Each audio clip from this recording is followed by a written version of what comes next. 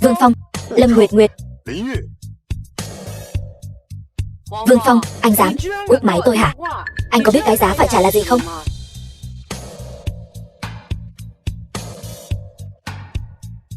Xin lỗi.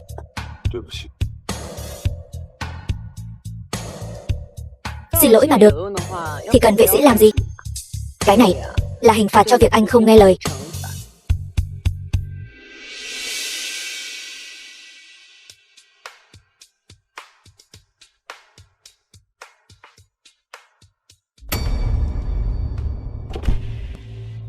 Ông chủ, ông không sợ họ giả vờ thành thật sao? Ông không lẽ lại nghĩ Lâm Nguyệt Nguyệt thật sự sẽ thích cái thằng giao hàng thối tha đó chứ?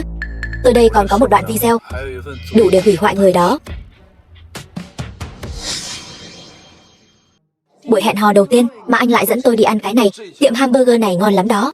Hơn nữa hôm nay là ngày thứ 5 vui vẻ, có giá đặc biệt. Xin chào, tôi muốn một phần combo A, Coca đổi thành không đường, rồi thêm một phần combo C nữa. 2 phần này tính tiền riêng cho tôi nhé. Như vậy tôi có thể dùng 2 phiếu giảm giá. Vâng, xin hỏi còn cần gì nữa không? Ở đằng trước có thể làm nhanh lên chút không? Lề mề. Tính tiền riêng, rẻ hơn được mấy đồng. Được. Có thể rẻ hơn 10 đồng 2 hào 5 xu. Đủ cho tôi ăn một bữa rồi. Cái đồ keo kiệt như cậu, cô gái nào mắt mù mới đi hẹn hò với cậu. Thưa ngài, đồ ăn của ngài đã xong. Có thể cho tôi thêm một cốc nước nóng miễn phí không? Và sau đó lấy giúp tôi 10 gói tương cà. Một suất ăn chỉ được 1 gói tương cà thôi. Tôi đã xem quy định của các cô rồi. Các cô không phải là một suất có thể lấy 10 gói tương cà sao? Tôi lấy 2 suất này. Số tiền còn lại coi như là tiền bo cho cô. Tôi cũng không cần suất này nữa. Cô đưa cho vị tiểu thư đang vội phía sau đi.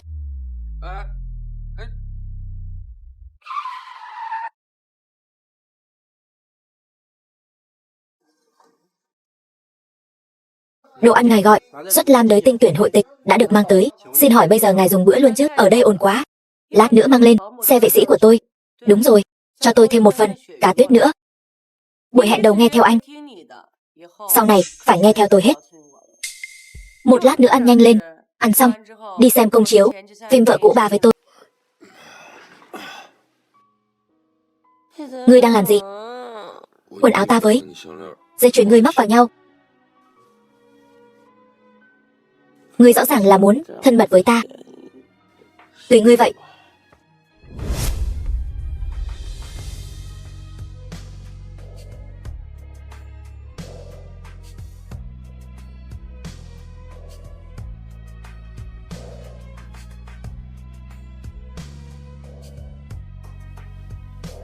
Lâm tiểu thư, cô say rồi Lâm tiểu thư.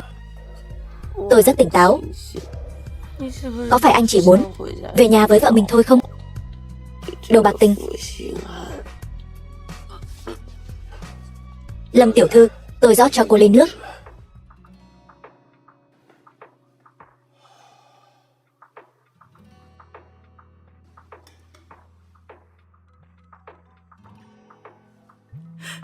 Anh ở đâu? Đến Tử, sao em khóc rồi? Em có thể sẽ mất việc. Anh có thể đến với em không? Em đừng vội, anh sẽ đến tìm em ngay bây giờ.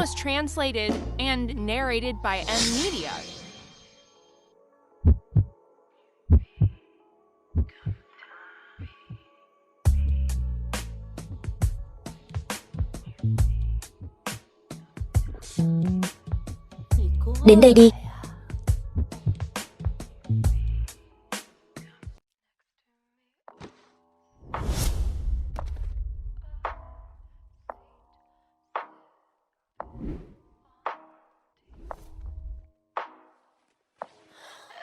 Em thật sự rất thích anh. Vương Phong, anh nhất định phải giữ vững lập trường. Anh một chút cũng không thích tôi sao? Thật sự một chút cũng không thích sao? Trong lòng anh chỉ có Lưu Yến. Quả nhiên trong lòng anh chỉ có người đàn bà đó, Lưu Yến. Anh nói đi chứ. Rốt cuộc anh có thích tôi không? Tôi thích cô. Vậy sao anh không chịu hôn tôi? Tôi muốn anh hôn tôi.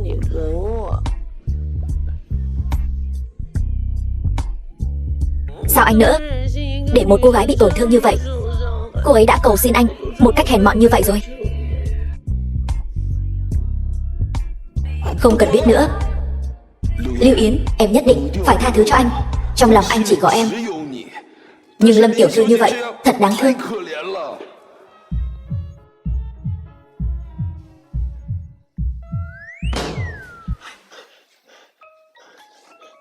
Nguyệt Nguyệt.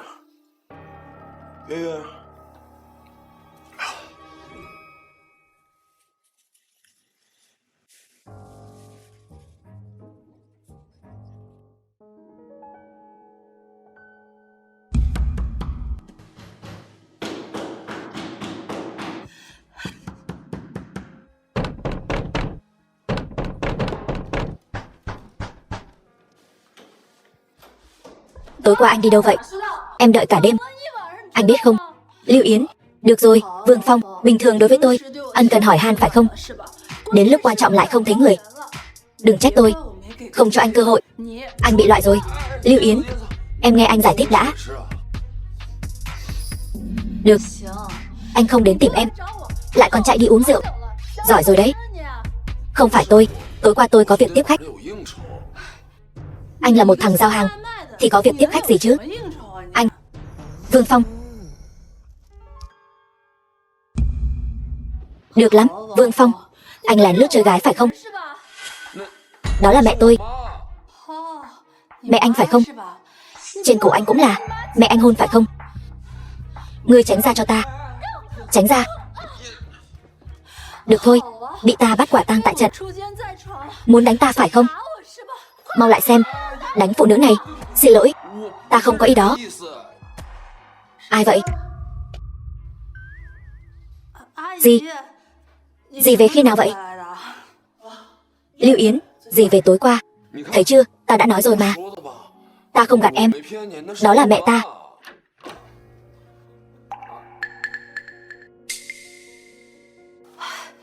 Cô ta là ai? Bà cô. Sao cô lại ra đây? Cô.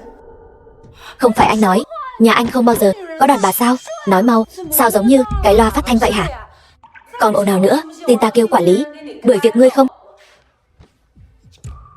Ngươi còn đứng ngây ra đó làm gì? Ngươi cầm lấy đem đi tiệm giặt khô giặt đi. Bà cô ơi. Đi, chúng ta về, đi từ từ thôi. Cô ta là ai? Tại sao tôi phải hầu hạ cô ta? Bà cô. Em không nghe thấy sao? Cô ta là bà cô của mẹ ta. Trẻ vậy sao? Đúng vậy. Ta gọi cô ta là bà cố. Nếu em gả đến đây, em cũng phải gọi cô ta là bà cố. Cút đi. Ta nói gả cho ngươi khi nào? Vậy hôm nay em đến đây làm gì? Chẳng lẽ không phải vì quan tâm ta sao? Đúng rồi. Ta vì anh cả đêm không ngủ được. Anh chẳng lẽ không nên đền bù cho ta một chút sao? Vậy tối nay muốn ra bờ sông ngắm sao không? Không. Mấy cái sao vớ vẩn này có gì đẹp mà ngắm? Anh không thể thực tế một chút sao? Vậy em muốn gì? Điện thoại ta cũ rồi. Anh mua cho ta cái mới đi.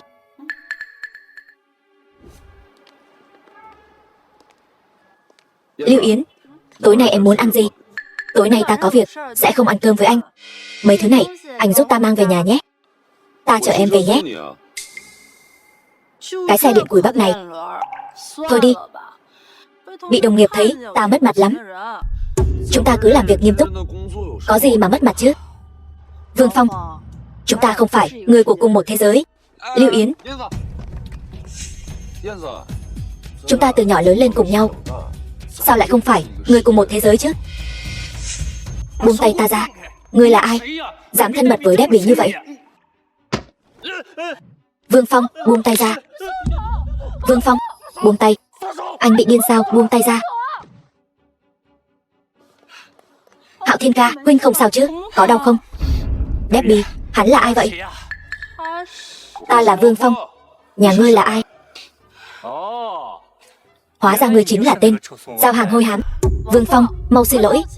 Ngươi có biết Hạo Thiên ca, trưởng tử của nhị đương gia Lục Thị Nam Thành không? Ta mặc kệ hắn là ai. Tại sao ta phải xin lỗi? Lục Thị Nam Thành, quyền thế ngập trời. Hắn chỉ cần một câu là cả nhà anh sẽ tiêu đời. Vậy thì sao? Có quyền thì có thể, muốn làm gì thì làm sao? Tục ngữ có câu, đánh chó phải ngó mặt chủ. ta đã nể mặt. Debbie, cho tên chó săn như ngươi lắm rồi. Ngươi còn dám sủa với ta. Mau xin lỗi. Xin lỗi, ta không. Chó săn mà hắn nói là có ý gì? Lưu Yến, nàng cũng nghĩ ta như vậy sao?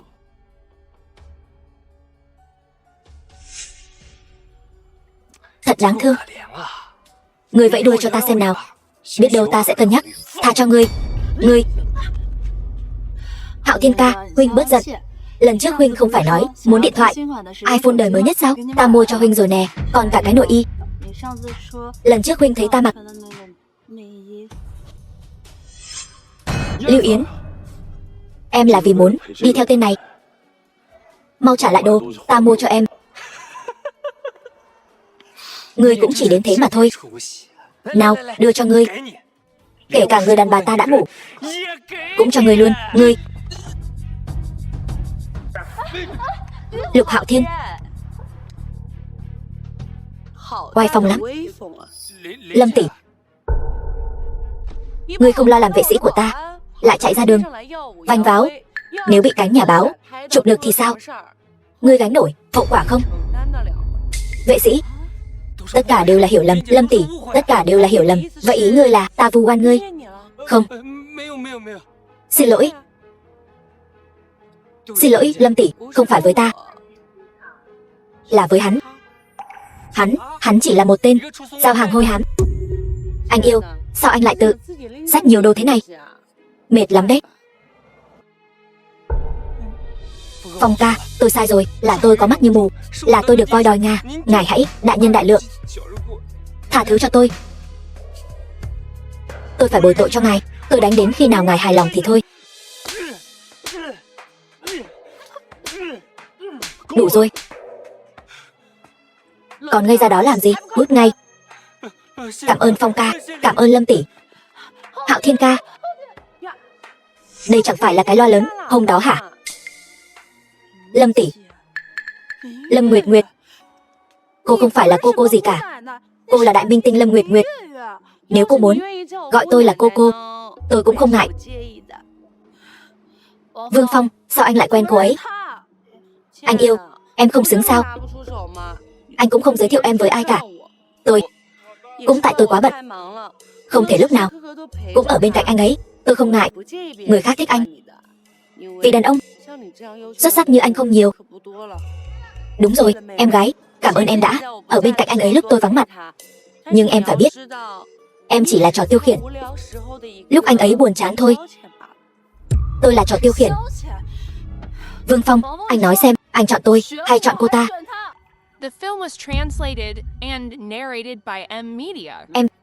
Em chưa bao giờ đăng ảnh của anh lên vòng bạn bè, nhưng em lại để ảnh của hai người làm hình nền. Lưu Yến, tôi nhìn lầm em rồi.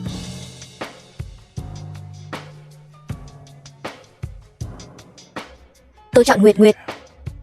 Cô ấy mới là người tôi nên trân trọng. Anh.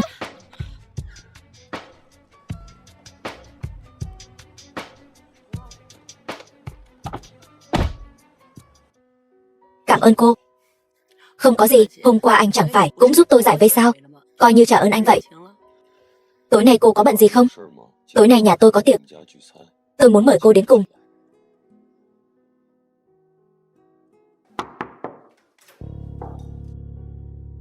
Sao giờ này cô mới về? Đinh Na, em họ Vương Phong. Xin lỗi em, hôm nay ta bận việc quá.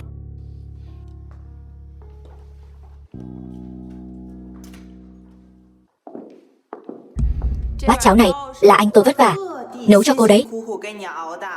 Sao, cảm động chứ? Ăn nhanh đi, ăn xong rửa bát nhé. Nana, đừng có suốt ngày bắt chước mấy cái trò trên tivi nữa. Mau đi dọn cơm. Tôi đùa với cô chút thôi. Nguyệt Nguyệt tỷ, ngồi đi. Vương Ngọc Hoa, mẹ của Vương Phong. Nguyệt Nguyệt, cô nghỉ ngơi trước đi, còn nhiều món nữa. Đại minh tinh, cô lại sao thế? Đừng vì giữ dáng mà bạc đãi bản thân chứ. Nào, ăn nhiều vào. Tôi còn tưởng Nguyệt Nguyệt tỷ thật sự là bạn gái của anh tôi chứ. Tiếc thật, anh con nào có phúc đó.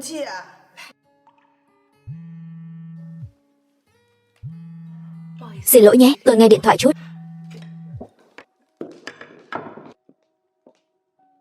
Alo, được. Vậy nhé. Chúc mừng sinh nhật. Đây là quà tôi tự làm. Mong là cô đừng chê.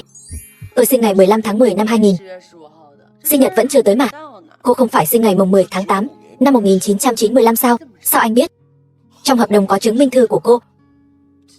Đây là bí mật của tôi, anh phải giữ bí mật cho ta. Đổi lại, ta cũng nói cho cô một bí mật. Phụ thân ta khi ta còn nhỏ đã qua đời. Từ đó về sau, mẫu thân ta rất ít khi cười. Ta rất lâu rồi không thấy mẫu thân ta vui vẻ như hôm nay. Cảm ơn cô, Nguyệt Nguyệt. Ta cũng cảm ơn anh. Đây là lần đầu tiên có người cùng ta đón sinh nhật thật sự của ta.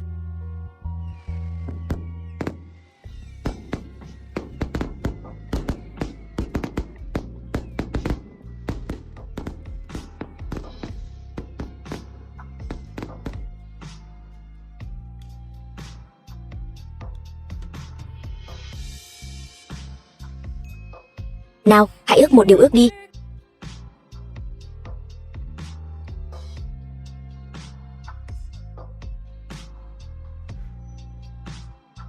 Hôm nay chính là lần đầu tiên Lâm tiểu thư đón sinh nhật.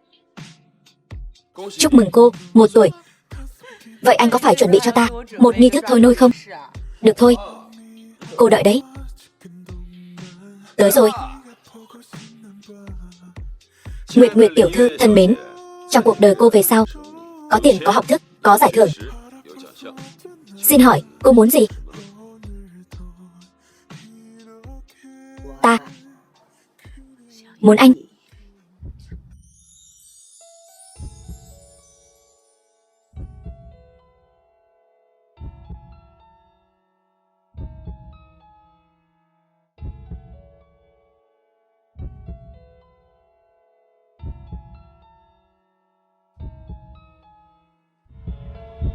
Đi, ta dẫn anh đi quẩy chút cho kích thích.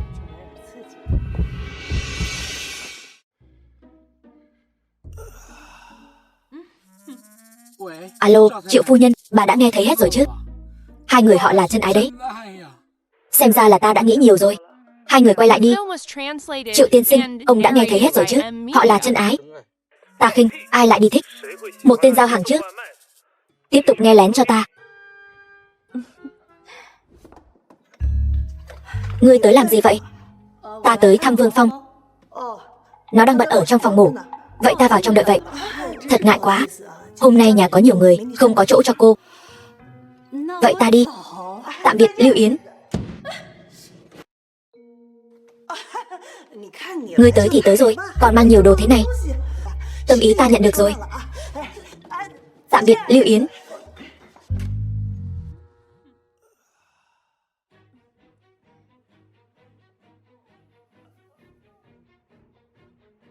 Nhẹ thôi. Bị người bóp nát hết rồi. Hai người đừng nghe nữa. Mau quay lại cho ta. Đồ tiện nhân, dám tranh người với ta.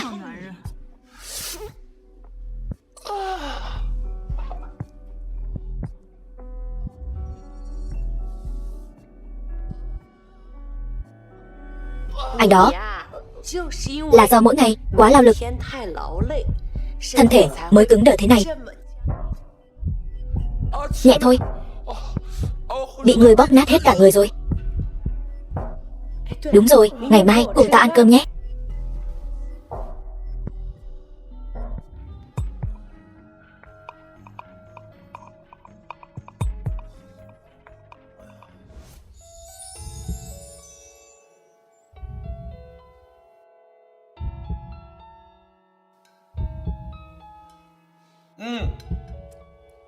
Ngon quá.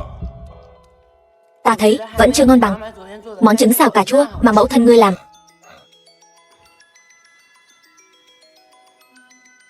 Alo.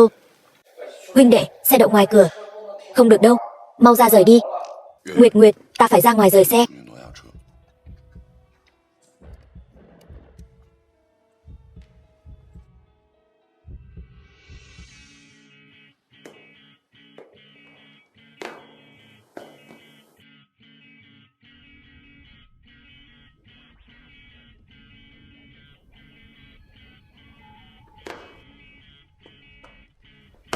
Tiểu thư, giả bất giả phú hào, có thể ghép bàn được không? Xin lỗi, chỗ này có người rồi.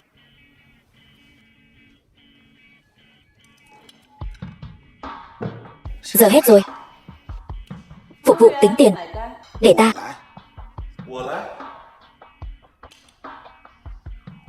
Tiểu thư, đơn của tôi đã trả tiền rồi. Tôi cũng đã mua cả dạp của cô rồi.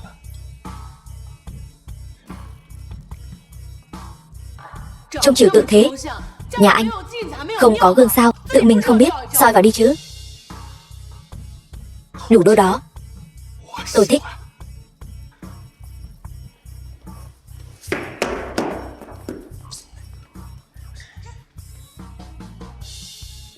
Xe tôi đỗ ngay ngoài kia.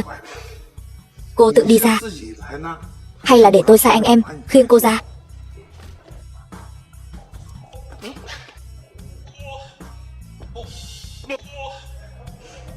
Con đàn bà đáng ghét. Đúng là được voi đòi tiên. Dạ tiên sinh, xe của ngài bị đập rồi. Đi.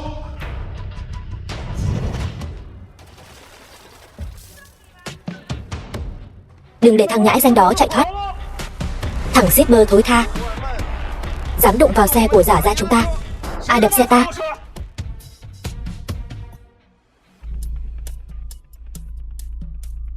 Chính là thằng nhóc này đập xe ta sao? Tao thấy mày cũng là thằng cứng đầu đấy. Anh em trên giang hồ rất trọng tình nghĩa. Tiền thì không cần mày trả. Mày chỉ cần quỳ xuống đây.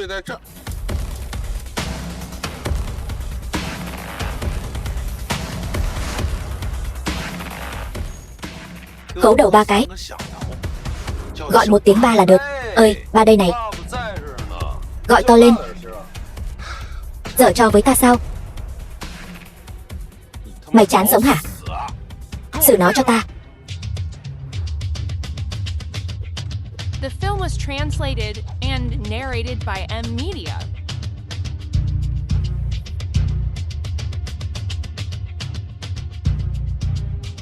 Giở trò với mày thì đã sao? Bọn mày ngày thường người đông thế mạnh, có tí tiền thì tưởng ngon sao? Mày biết cái kính này bao nhiêu tiền không? 5 vạn. 10 vạn đủ không? 10 vạn. Đủ thì đủ rồi. Không phải mày một thằng shipper mà có thể bỏ ra từng này tiền sao?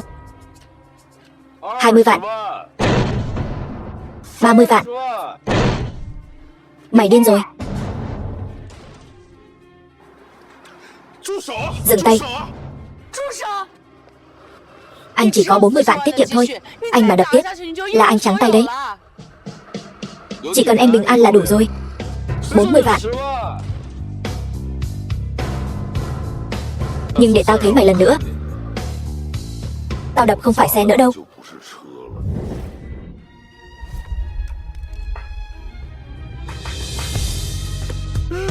Xe của tôi.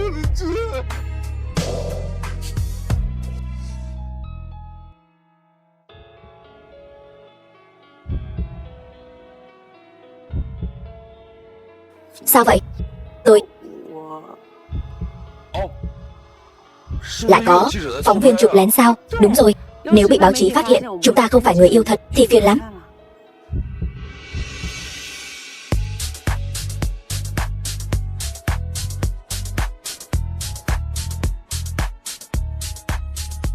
Em yên tâm, có anh ở đây chắc chắn sẽ không để họ phát hiện ra đâu.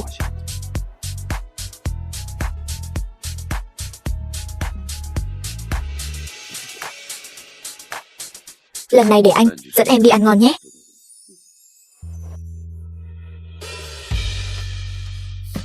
Xung quanh có nhà báo đang chụp kia.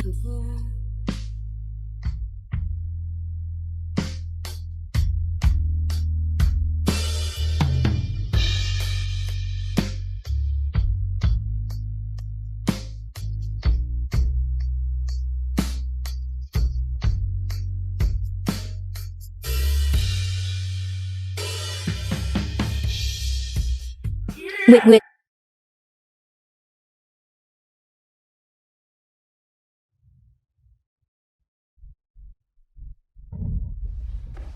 Anh làm gì vậy? Mau thay đồ đi. Bộ đồ này của em đã bị fan nhận ra rồi.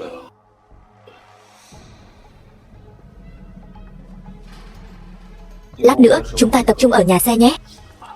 Em yên tâm, có anh ở đây rồi.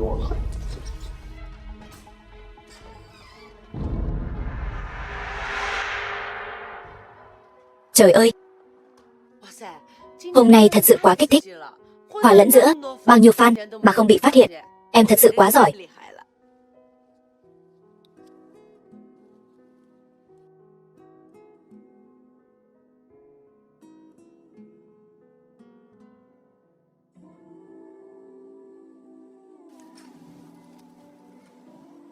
Hôm nay cảm ơn anh đã cùng em trải qua một ngày tuyệt vời như vậy. Hay là lên ngồi chơi một lát? Vương lão bản.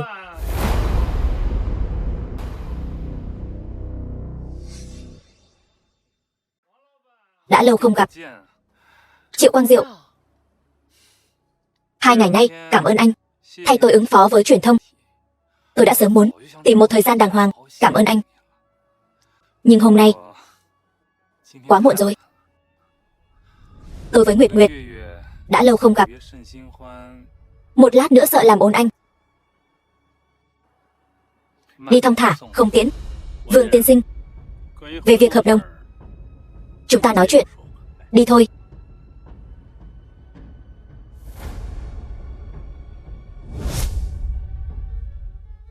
Anh. Sao anh lại tới đây? Tôi mà không tới nữa thì em quên tôi mất rồi. Diễn xuất được đấy. Cặp đôi hợp đồng này diễn cũng ra trò ghê. Cái thứ gì này? Bẩn thỉu quá, đừng mang về nhà. Nhìn bộ đồ em mặc hôm nay xem. Đồ gì đây? Quê mùa quá thể. Cởi ra nhanh lên. Sao em lại không kéo rèm cửa? Tôi đã nói với em bao nhiêu lần rồi.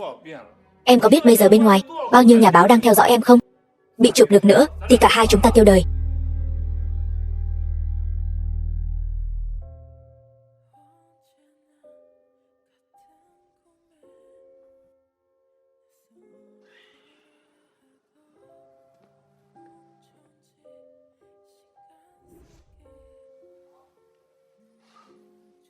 Sao vẫn chưa cởi? Chẳng lẽ lại muốn tôi cởi giúp em sao?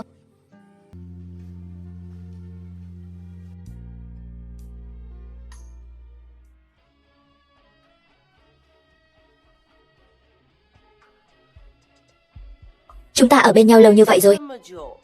Đây là lần đầu tiên anh khen tôi diễn xuất tốt. Tiếc là đây không phải diễn. Họ Triệu, anh bị đá rồi.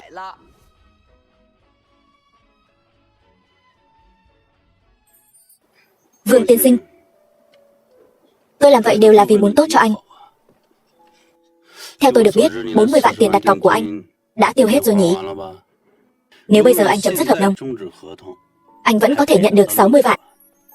Dĩ nhiên, anh cũng có thể lựa chọn tiếp tục quấy rối Lâm tiểu thư. Nhưng nếu làm vậy, anh không những không nhận được một đồng nào, mà ngược lại sẽ phải đối mặt với một khoản tiền vi phạm hợp đồng rất lớn. Chấm dứt hợp đồng là ý của Nguyệt Nguyệt sao? Đúng vậy. Với một đại minh tinh như Lâm tiểu thư, người bình thường như anh căn bản không với tới được.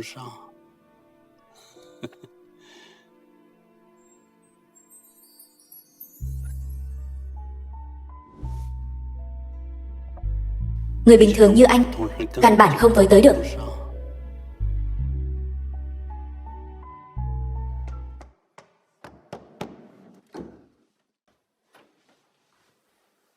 Vương Phong, chuyện hôm đó, tôi nghĩ chúng ta có chút hiểu lầm. Tôi suy nghĩ lại rồi, quyết định cho anh thêm một cơ hội theo đuổi tôi. Vương Phong, mở cửa. Vương Phong, đừng có không biết điều. Mở cửa ra. Lâm Nguyệt Nguyệt.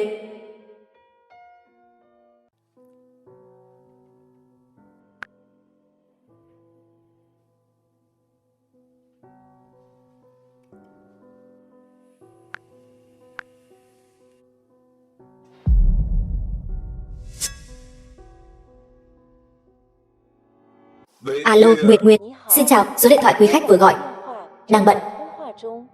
Vui lòng gọi lại sau.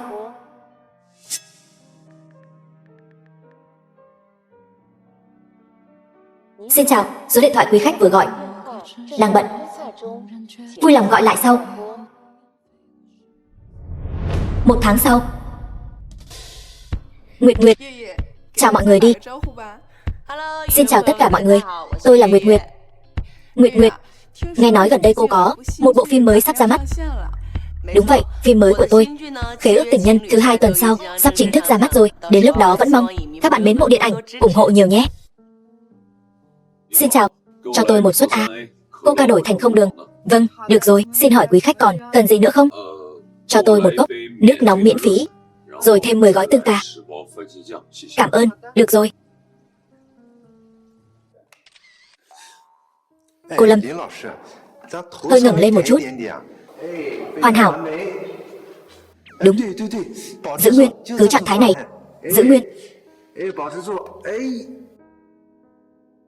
Được. Tôi xem nào. Cô Lâm, nét mặt mình đừng quá buồn. Xin lỗi. Chúng ta làm lại một lần nữa. Được, chúng ta làm lại một lần nữa. Cười lên nào. Đúng, cứ như vậy. Giữ nguyên. Hoàn hảo. The film was translated and narrated by M Media. Đồ ăn của tôi, khi nào giao đến vậy? Xin chào, xin hỏi địa chỉ ở đâu? Karaoke Phú Quý Nhân Gia. Còn 20 phút nữa. Quý khách vui lòng đợi một chút. Alo, alo, anh ơi, là em đây. Anh có thể giúp em mang một cái bật lửa đến Phú Quý Nhân Gia được không? Lúc đi ngang qua, tôi sẽ mang cho cô một cái. Cảm ơn anh. Cô lại định làm gì nữa vậy? Tôi muốn hỏi, đồ ăn của tôi, khi nào giao đến? Cô Lâm, xin chào, đồ ăn của cô.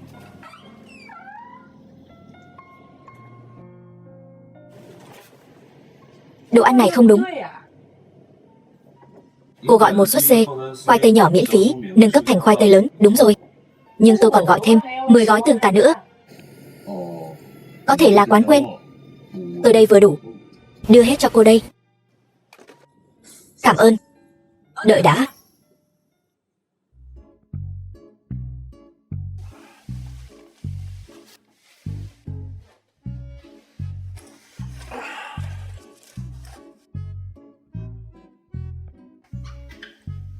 Tạm thời không bị gì nước nữa rồi.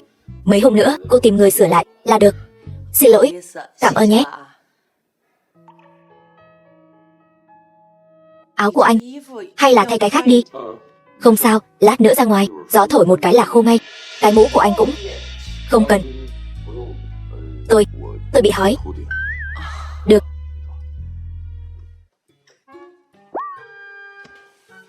Áo khoác của anh kia.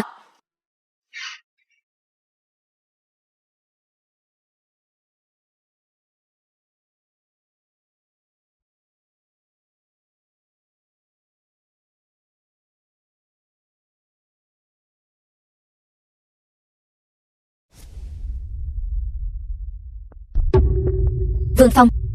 Nguyệt Nguyệt. Em yêu, em đang nói chuyện với ai vậy?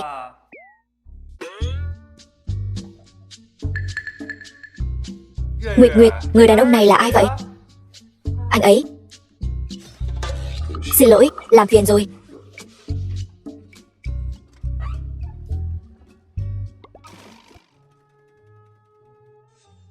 Nguyệt Nguyệt, đây chính là người đàn ông cô lúc nào cũng nhắc đến sao? Tôi nói cậu này, có thể đừng suốt ngày mặc áo choàng tắm đi tới đi lui trong nhà tôi được không? Dáng đẹp thế này, chẳng lẽ không nên mặc áo choàng tắm sao? Cô ghen tị với tôi, sợ tôi tranh đàn ông với cô. Nói cho cùng thì Triệu Quang Diệu, cái dạng khéo miệng đó còn không bằng anh chàng lúc nãy nữa kìa. Dáng người lại đẹp, nhìn còn ngây thơ hơn cả tôi nữa. Cậu thích thì đi theo đuổi đi. Rõ ràng trong lòng đã có người rồi. Tiếc thật. Đều tại cậu. Cậu không tắm sớm thì tắm muộn, cứ đúng lúc này lại tắm. Cái này là hình phạt cho việc anh không nghe lời. Tôi muốn anh, hay là lên ngồi chơi một chút.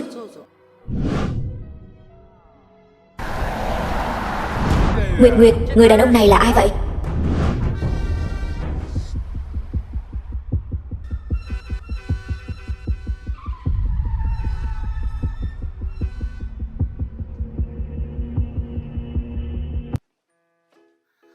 Vừa rồi người quản lý của tôi nhận cho tôi một cuộc phỏng vấn. Được rồi, vậy đến hôm đó tôi sẽ trang điểm cho cô, thật xinh. Chúng ta sẽ làm cả hội trường kinh diễm. Không cần đâu, chỉ là phỏng vấn trên đài phát thanh thôi. Cậu có trang điểm đẹp đến mấy thì cũng chẳng ai nhìn thấy được. Cơ hội luôn, dành cho người chuẩn bị sẵn sàng mà. Nhỡ đâu hôm đó người trong mộng của cô cưỡi mây ngũ sắc đến tìm cô thì sao? Thính giả trước máy thu thanh thân mến, xin chào. Hôm nay chúng tôi trân trọng giới thiệu vị khách mời nổi tiếng, là diễn viên nổi tiếng, ngôi sao quốc tế Lâm Nguyệt Nguyệt. Chào mừng Nguyệt Nguyệt. Xin chào, đồ ăn của anh đã để trên giá rồi. Nguyệt Nguyệt, hôm nay chúng ta vừa trò chuyện về bộ phim mới của cô, Phong Nguyệt Lạnh, kể về câu chuyện lỡ mất người yêu. Vậy trong quá trình quay phim, có bao giờ cô chợt nhớ đến một người nào đó mà cô đã lỡ mất không? Lúc quay phim thì thật sự tôi không nhớ đến ai cả. Alo, xin chào, đồ ăn của anh đây, anh nhanh mang lên đây đi. Nhà tôi ở tầng 23, thang máy hỏng rồi. Anh mau leo cầu thang, mang lên cho tôi đi.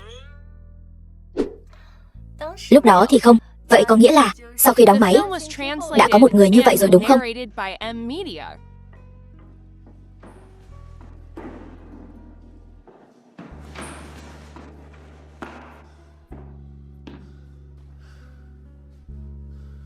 Có thể nói như vậy. Cô có thể kể cho chúng tôi nghe về anh ấy được không? Anh ấy đáp ứng được tất cả những kỳ vọng của tôi về một người đàn ông. Anh ấy chân thành, tốt bụng, thông minh, và anh ấy còn rất chu đáo. Anh ấy là người đầu tiên đón sinh nhật cùng tôi. Chẳng lẽ anh ấy không có khuyết điểm nào sao? Có. Nếu lúc đó hắn can đảm hơn một chút thì tốt rồi. Nguyệt Nguyệt, người sẽ bỏ lỡ không phải là người phù hợp. Người thực sự có duyên rồi sẽ gặp lại nhau thôi. Ở đây này, cũng rất cảm ơn hảo tỷ muội của tôi, cũng chính là chuyên viên trang điểm Cát Mễ. Những ngày này, may mà có cậu ấy đến bầu bạn với tôi. Chương trình hôm nay cũng đến hồi kết thúc rồi. Theo thông lệ, tổ chương trình của chúng tôi sẽ tặng mỗi vị khách mời một món quà lớn. Hôm nay là mùng 5 tháng 10, là sinh nhật của Nguyệt Nguyệt.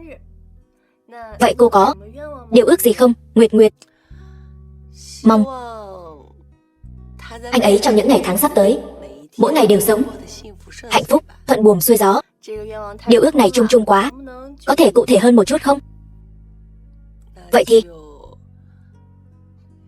mong chúng ta hôm nay vẫn có thể giữa biển người mênh mông gặp lại nhau. Bây giờ đã là 11 giờ rưỡi tối rồi. Gặp lại nhau hôm nay thì khó quá. Phải có bao nhiêu duyên chứ? Điều ước này của cô, tổ chương trình chúng tôi e rằng cũng bó tay.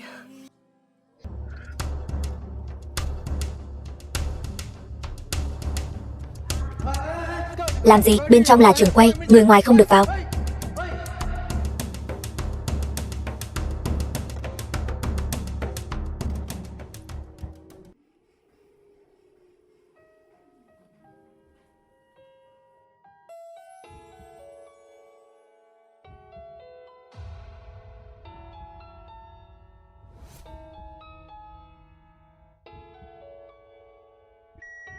Bây giờ là 0 giờ ngày mùng 5 tháng 10.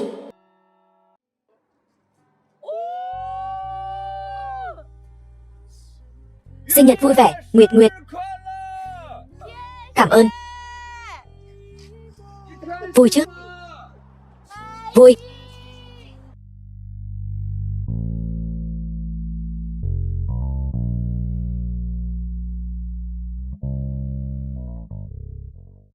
Thầy bói nói, quả nhiên không sai, hôm nay là một ngày đại cát đại lợi.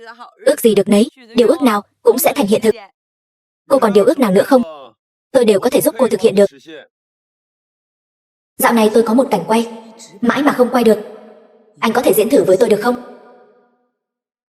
Cảnh gì vậy? Cảnh dương chiếu. Tôi sợ tôi diễn không được. Diễn như thật là được. Nhớ thiết lập nhân vật của anh. Thiết lập nhân vật gì? Anh phải diễn một chàng trai rất hư hỏng. Nhưng mà anh phải rất yêu tôi. Rồi sao nữa?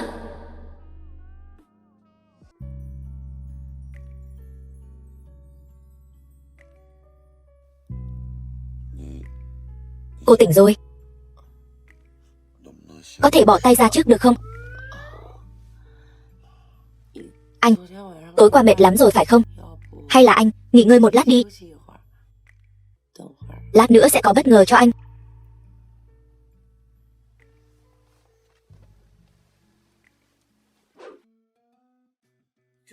Thưa chủ nhân, bữa sáng của ngài đã đến. Để tôi hầu hạ ngài dùng bữa. Nguyệt Nguyệt, tôi tự làm được rồi. Là do dịch vụ của tôi không làm anh hài lòng sao? Rất hài lòng. Vậy thì được rồi, nào, há miệng ra nào.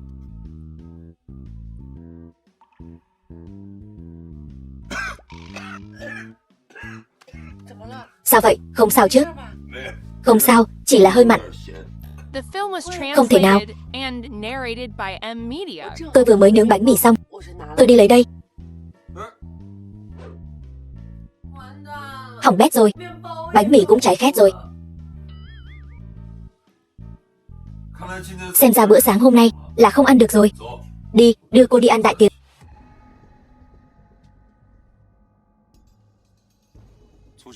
Sở tiểu thư đã được tìm thấy. Cần ra tay ngay bây giờ không? Cứ án binh bất động đã.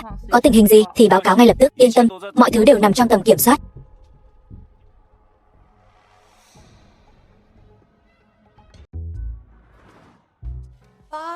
Tả Ngạn Paris, coi như anh có phẩm vị. Nhưng mà loại siêu khách sạn 7 sao này là theo chế độ hội viên. Tôi không có thẻ hội viên. Hay là chúng ta đổi chỗ khác đi? Không đổi. Nhưng tôi nghe nói món ăn ở quán này vừa đắt vừa dở. Chúng ta không cần thiết tốn tiền mà chuốc khổ vào thân. Hôm nay tôi mời. Mọi thứ cứ để tôi lo liệu. Anh là hội viên sao? Có thể coi là VIP đặc biệt. Thật hay giả vậy? Tôi nghe điện thoại đã.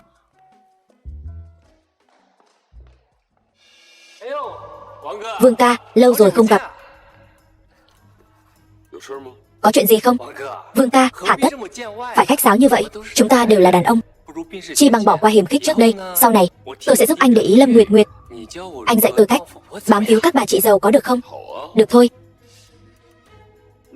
Vậy thì anh hãy bắt đầu từ việc học cách làm người trước đã. Vương Phong, có phải ta đã nể mặt ngươi quá rồi không? Ngươi, một tên giao hàng hôi hám, cũng không xem lại thân phận của mình là gì. Nơi sang trọng như thế này mà ngươi cũng xứng vào sao? Tôi xứng hay không xứng cũng chẳng cần ngươi ở đây chất vấn tôi. Còn ngươi, loại người bẩn thỉu này mới không xứng xuất hiện ở đây. Ta, Lục Hạo Thiên, tuy xa cờ thất thế, nhưng so với ngươi, tên giao hàng hôi hám, vẫn có mặt mũi hơn nhiều.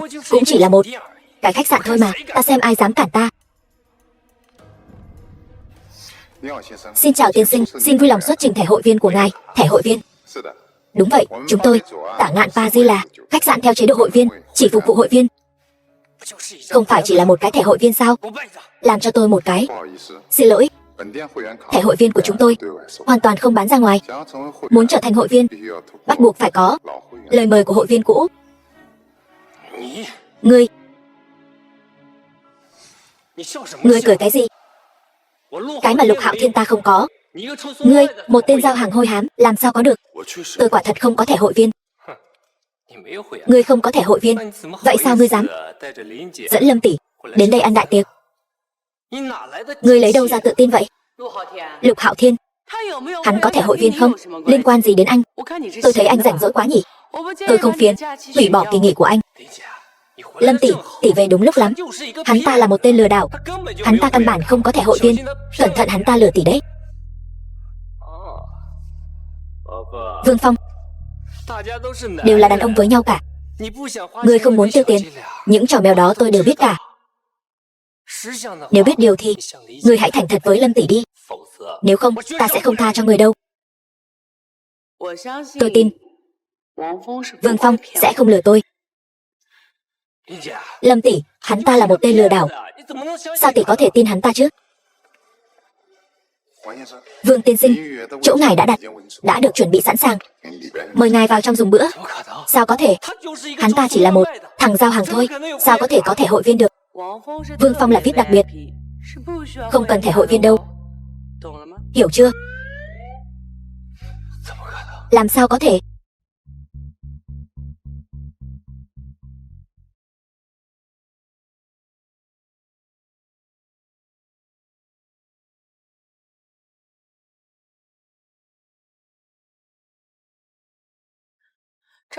Môi trường ở đây thật tuyệt vời. Anh vẫn chưa nói cho ta biết thẻ VIP đặc biệt của anh từ đâu ra đấy. Tôi cũng không biết. 1 tháng trước, tôi nhận được tấm thẻ đen này. Nói là thẻ VIP đặc biệt, thông hành toàn Nam tỉnh. Lúc đó tôi không để ý. Sau đó tôi phát hiện ra Film was translated tấm thẻ này and có thể ra vào bất kỳ nơi đâu, narrated by đều được hưởng đãi ngộ cao cấp nhất. Vậy có thể tra được ai đã gửi thẻ này không?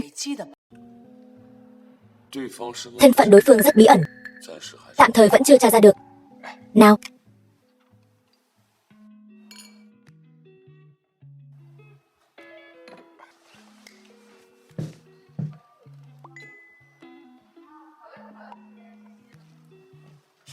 mì xào kiệu binh, thích không? Thích lắm. Mấy ngày nay, ngày nào cũng phải đi cùng mấy kẻ lắm tiền, ăn mấy thứ tái sống sượng. Ta thèm món này lắm rồi.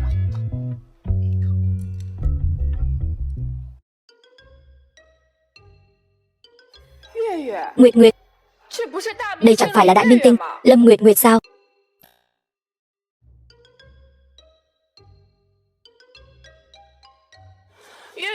Nguyệt Nguyệt, em thích chị lắm. Tôi rất thích cô. Tôi muốn chụp ảnh cùng cô. Vương tiên sinh, Lâm tiểu thư, hai người mau đi cửa sau đi. Fan của Lâm tiểu thư sắp xông lên rồi. Đi mau.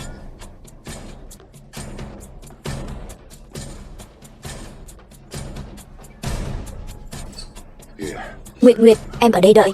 Tôi đi xem fan, có đuổi theo không?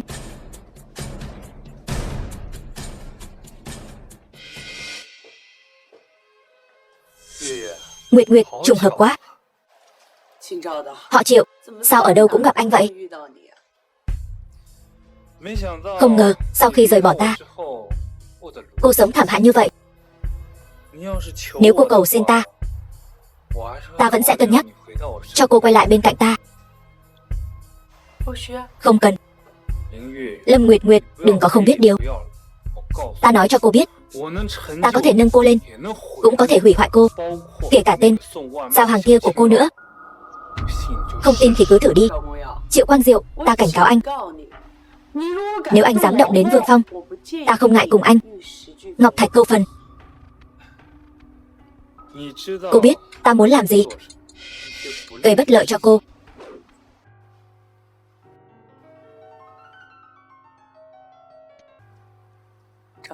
Triệu Quang Diệu, bên cạnh ta toàn là cẩu tử. Nếu anh còn muốn yên ổn, ngồi mắt ăn bát vàng thì ta khuyên anh đừng chọc ta. Sao? Sợ rồi sao? Vậy ta khuyên anh, tốt nhất đừng làm phiền cuộc sống của ta nữa. Lâm tiểu thư, tôi thấy cô hiểu lầm rồi. Hôm nay tôi đến là để bàn công việc với cô. Xin lỗi, tôi không có hứng thú. Tôi hy vọng cô có thể suy nghĩ lại. Nếu không, nếu ta phát tán cái video này, không biết anh chàng giao hàng của cô sẽ nghĩ thế nào về cô. Ta đã sao chép rất nhiều bản. Nếu cô thích, ta tặng cô một bản. Triệu Quang Diệu, anh thật vô sỉ. Sao trước đây ta lại mù quáng yêu một tên như anh? Nguyệt Nguyệt, em thừa nhận em yêu tôi rất vui. Chỉ cần em muốn, tôi vẫn sẽ tha thứ cho em. Ăn sơn hào hải vị nhiều rồi. thỉnh thoảng ăn quán vỉa hè, tôi cũng có thể hiểu được. Xét cho cùng, tôi cũng là người thích tìm kiếm kích thích.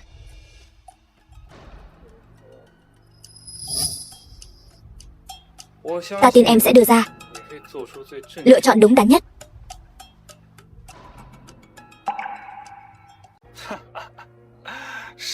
Kẻ thức thời là Trang Tuấn Kiệt. Em quả nhiên không làm ta thất vọng. Nguyệt Nguyệt, sau này tôi vẫn sẽ đối xử tốt với em như trước. Kỳ lạ thật. Triệu Quang Diệu, anh thật sự làm ta mở mang tầm mắt. Anh có hiểu thế nào là yêu và tôn trọng không? Chẳng lẽ anh nhìn một người chỉ nhìn vào vẻ bề ngoài thôi sao? Giống như anh ăn một món ăn, anh chỉ nhìn nó có sang trọng hay không. Nếu không thì sao? Vậy anh sẽ chọn sô-cô-la trông như phân, hay phân trông như sô-cô-la? Dĩ nhiên là phân trông như sô-cô-la rồi. Ăn cái gì quan trọng sao? Ta chỉ quan tâm người khác thấy ta ăn cái gì. Nếu cô là ta, cô sẽ chọn cái gì? Ta cái nào cũng không cần.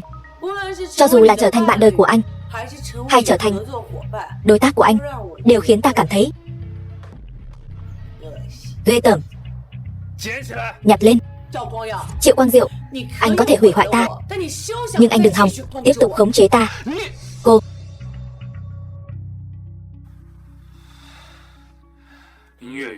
Lâm Nguyệt Nguyệt, ta có thể cho cô thêm một cơ hội. Chỉ cần cô nhặt lên, ta vẫn sẽ tha thứ cho cô. Nếu không thì Ngọc Hoàng cũng không cứu được cô.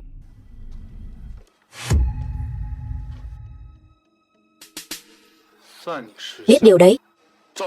Triệu lão bản, Nguyệt Nguyệt còn nhỏ, cô ấy làm việc chưa đủ chín chắn. Tôi sẽ chỉ bảo cô ấy đôi chút. Nguyệt Nguyệt, em xem em kìa.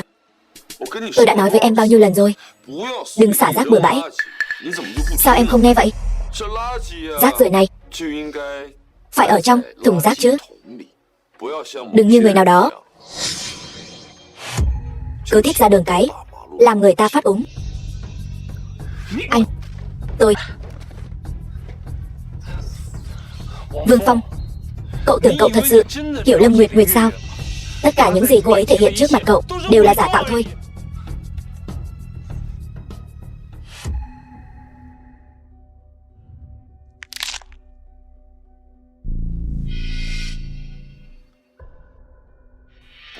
Chỉ là trò đổi mặt ai y rẻ tiền, mánh khóe tầm thường thôi.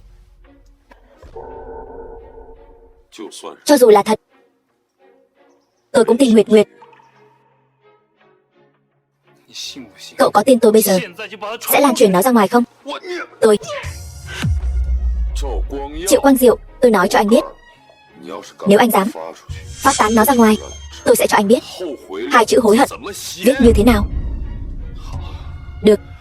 Vương Phong, Lâm Nguyệt Nguyệt, hai người cứ đợi đấy.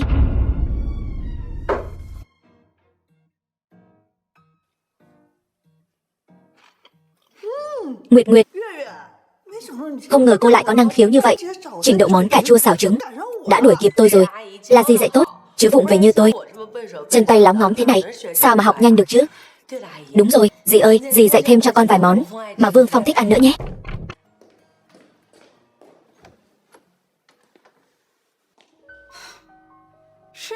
Là cô sao? Vương Phong đâu?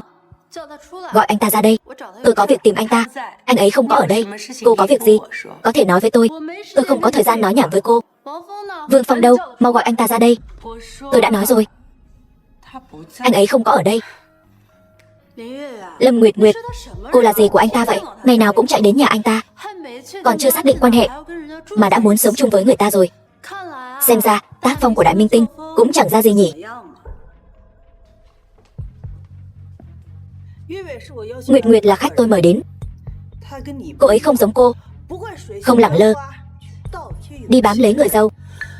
Tôi nghĩ tên mặt trắng của cô đến giờ vẫn chưa thừa nhận cô là bạn gái anh ta đâu nhỉ. Được rồi, ban đầu tôi chỉ muốn tốt bụng nhắc nhở hai người, nhưng giờ xem ra không cần thiết nữa. Tôi nói cho hai người biết, Vương Phong hôm nay không về được đâu. Lưu Yến, Vương Phong sao vậy? Lưu Yến, cô nói nhanh lên. Vương Phong rốt cuộc làm sao vậy? Bây giờ mới nghĩ đến chuyện. Cầu xin tôi thì muộn rồi. Mọi người đang làm gì ở cửa vậy? Vương Phong, xe của anh không phải bị xịt lốp sao? Sao lại về nhanh vậy? Tôi sợ mọi người lo lắng, nên tôi đã gọi người của tiệm sửa xe đến kéo đi rồi. Đúng rồi. Sao cô biết lốp xe ta bị xịt? Cái đó ta nhớ ra rồi, ta còn có việc, ta đi trước đây. Vương Phong, không sao là tốt rồi.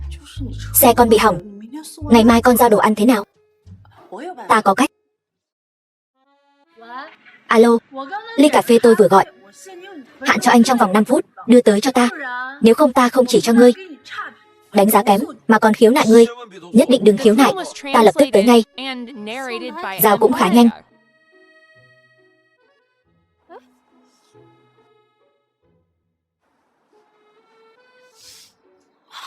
Vẫn chưa tới.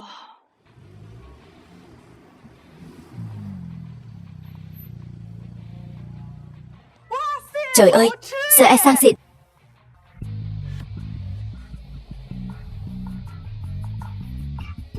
Đây chẳng phải là bạn trai cũ của Lưu Yến sao? Cà phê của cô. Vương Phong, ta muốn nói chuyện với anh. Ta và cô không có gì để nói. Ta thấy có người sắp phải hối hận rồi. Câm miệng cho ta.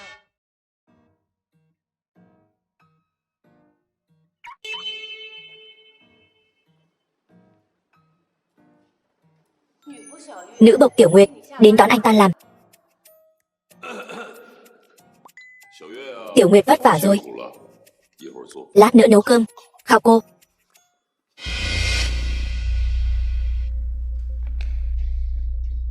Ngài là Vương Phong sao? Chúng tôi có việc, mời ngài qua một chuyến. Tiên sinh, các người có phải nhầm lẫn rồi không? Vương Phong không thể nào làm ra loại chuyện như vậy. Tiểu thư, đừng kích động, Quân Thành tập đoàn chúng tôi làm việc rất coi trọng chứng cứ. Nếu không liên quan tới hắn, chúng tôi tự nhiên sẽ thả hắn ra. Lần đầu tiên chồng tôi bị tố cáo, tôi cũng nói như vậy. Kết quả thì sao? Chính là hắn ta làm. Chồng ngươi là chồng ngươi.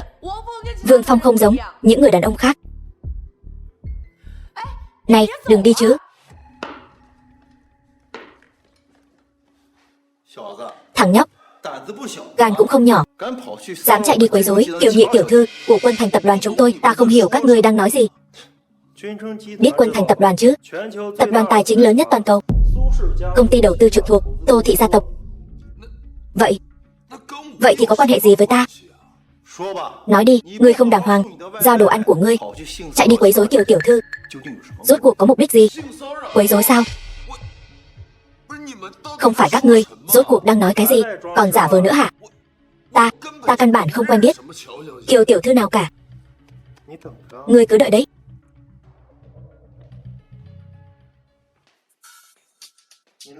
Chồng ngươi đã khai rồi. Sao có thể? Vương Phong không thể nào đi quấy rối người khác. Không nói ngươi kích động như vậy làm gì? Người nhà của Lưu Lâm ở đây này. Chồng ngươi bịa đặt. Bản thân là nhân tình bí mật của giám đốc tài vụ tập đoàn chúng tôi sẽ bị tập đoàn chúng tôi khởi tố. Người nhà của Vương Phong có. Ngươi còn vanh váo lắm cơ.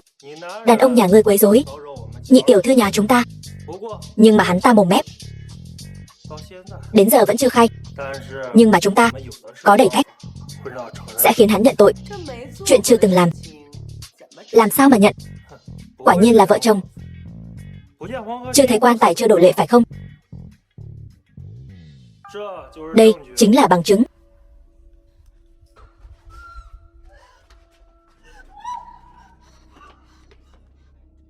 Sao, cạn lời rồi chứ gì? Sao trông cô quen mắt thế nhỉ? Lâm Nguyệt Nguyệt, đại minh tinh Lâm Nguyệt Nguyệt. Anh vừa nói video là ngày 15 tháng 10, quay lúc 9 giờ tối. Đúng rồi, tối hôm đó Vương Phong ở cùng tôi mà. Ở cùng với cô. Vậy tối hôm đó hai người ở đâu? Chúng tôi ở phía tây thành phố. Công viên Ngọc Đàn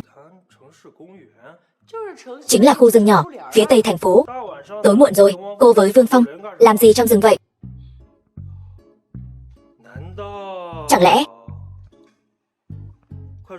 Nói mau, làm gì? Chúng tôi... Hai người. Đó là lần đầu tiên tôi... Lần đầu tiên tận mắt thấy đom đóm. Đom đóm. Tối hôm đó, Vương Phong dẫn tôi đi công viên Ngọc Đàn, bắt đom đóm. The film was translated and narrated by M Media. Lâm Nguyệt Nguyệt cho tôi xem ảnh rồi. Tối đó cô ấy với Vương Phong đúng là ở trong công viên bắt đom đóm. Tôi đã gọi điện hỏi công ty giao đồ ăn. Ngày xảy ra vụ việc, Vương Phong đúng là có xin nghỉ. Có thể tra được cụ thể người nhận đơn là ai không? Đang tra. Nhưng mà đã tra ra được số điện thoại của người giao hàng. Đúng là không phải Vương Phong. Nhưng mà trong video rõ ràng xuất hiện là mặt của Vương Phong mà. Vương tiên sinh, hình như là hiểu lầm rồi. Đúng là chúng tôi nhầm. Mong ngài lượng thứ. Mời ngồi. Mời. Vương tiên sinh, tôi đại diện Quân Thành tập đoàn, xin lỗi ngài. Xin lỗi thì khỏi. Tôi có một việc muốn nhờ.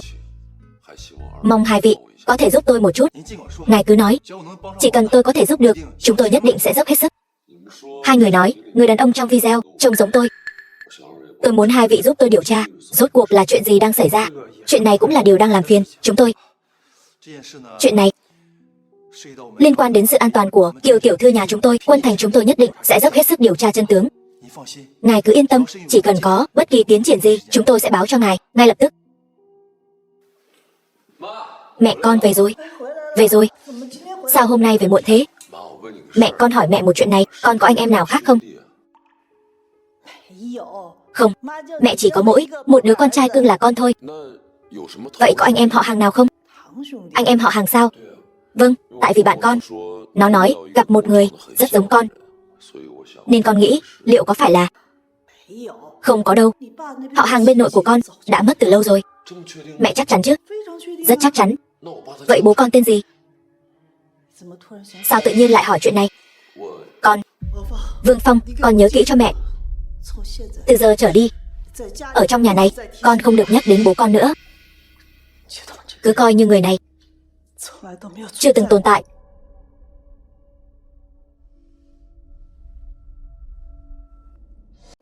Cái gì? Để Vương Phong chạy thoát rồi? Lũ vô dụng. Làm ăn kiểu gì vậy?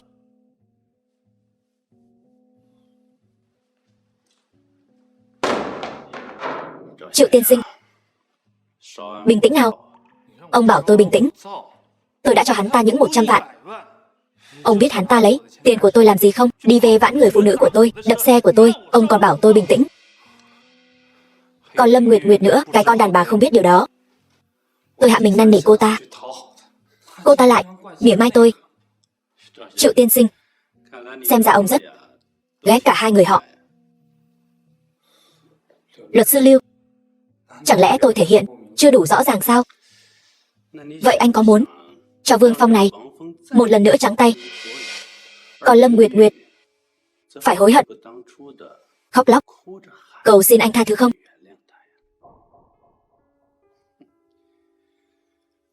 Tôi có một kế, có thể một mũi tên trúng hai đích.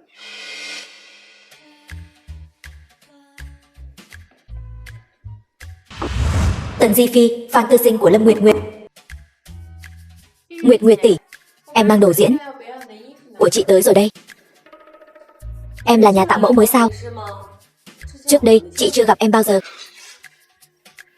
Nguyệt Nguyệt tỷ không nhớ em sao? Em là fan cuồng của chị đó. Vậy sao? Em còn có cả chữ ký của chị nữa này. Dù chị không nhớ em, nhưng em sẽ không bao giờ quên chị. Lâu rồi không gặp. Tần Di Phi.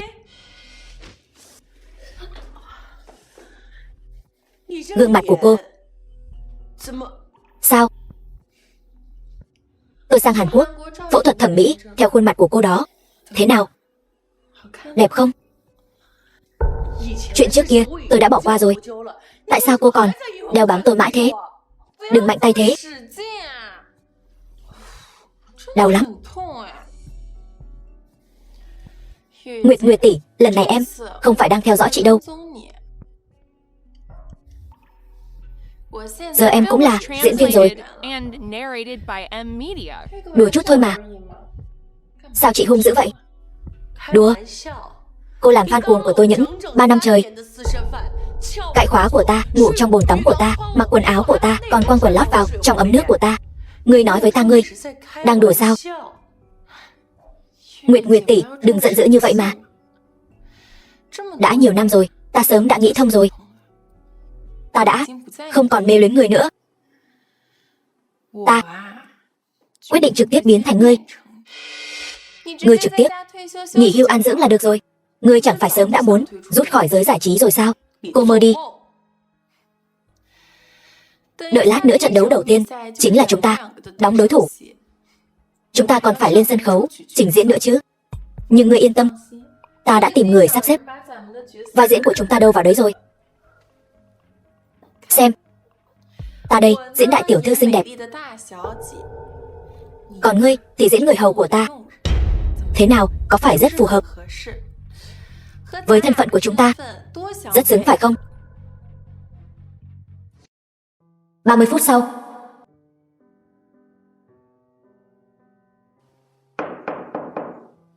Nguyệt Nguyệt, đói bụng rồi chứ? Nào, ăn chút gì đó đi.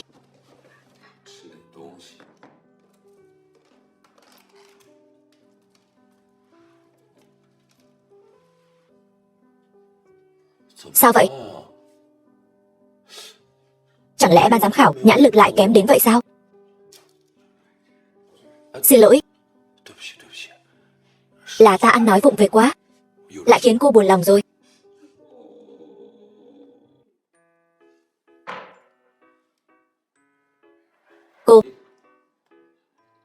Cô hết buồn nhanh vậy, sao lại không buồn chứ? Ta tại sao phải buồn? Ta thắng trận đấu rồi. Anh thấy ta vừa rồi diễn tốt chứ? Sao lại chẳng có chút cảm giác bất ngờ nào vậy? Không phải, ta biết ngay là cô sẽ thắng mà. Bạn diễn của ta cướp vai diễn đại tiểu thư rồi. Cô ta tưởng mình diễn vai mỹ nhân là có thể lấn át ta, nhưng cô ta không biết rằng người dung mạo tầm thường mà diễn đại mỹ nhân ngược lại sẽ bị khán giả ghét bỏ. Anh nói xem, cô ta tự lấy đá ghẻ chân mình, có phải rất nực cười không? Quả thật là không được thông minh cho lắm. Tần Di Phi, ngươi thấy ta nói có đúng không? Ta khuyên ngươi học làm người trước học nghệ, bớt làm mấy trò tà môn ngoại đạo này đi.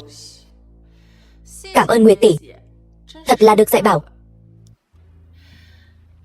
Nhưng mà Lâm Nguyệt Nguyệt, bao nhiêu năm rồi, sao ngươi vẫn chẳng có chút tiến bộ nào cả?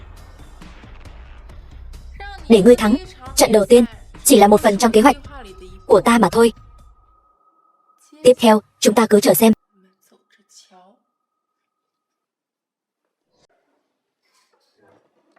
Lâm tỷ, có tin tức cần tỷ xem qua. Tin tức gì? Về Tần Di Phi. Chuyện gì? Cô ta nói màn trình diễn đầu tiên của cô ta bị thất bại là do tỷ trên sân khấu trực tiếp tát cô ta một cái, tát đến choáng váng, nói bậy.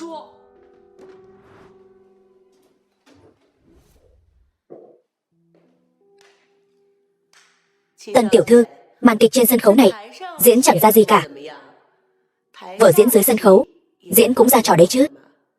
Lúc đó không phải cô đang ở giữa sân khấu, muốn tôi thật sự tát cô sao? Tôi đã 3 lần từ chối, là cô quỳ xuống cầu xin tôi mới đồng ý. Vậy thì sao? Có người khác làm chứng cho cô không? Cô và trợ lý của cô chẳng phải đều thấy cả rồi sao? Vậy thì sao? Trợ lý của tôi sẽ làm chứng cho cô sao?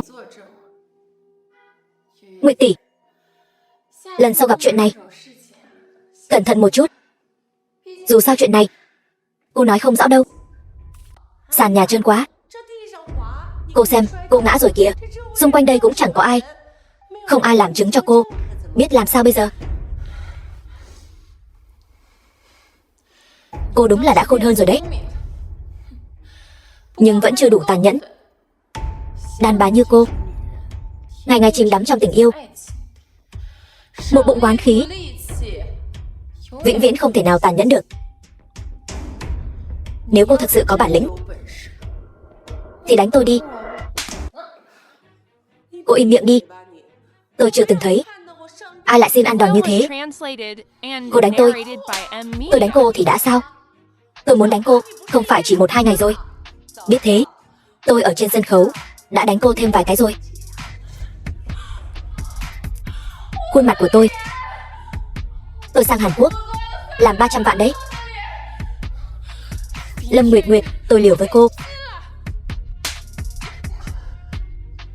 Tần Di Phi, cô điên rồi.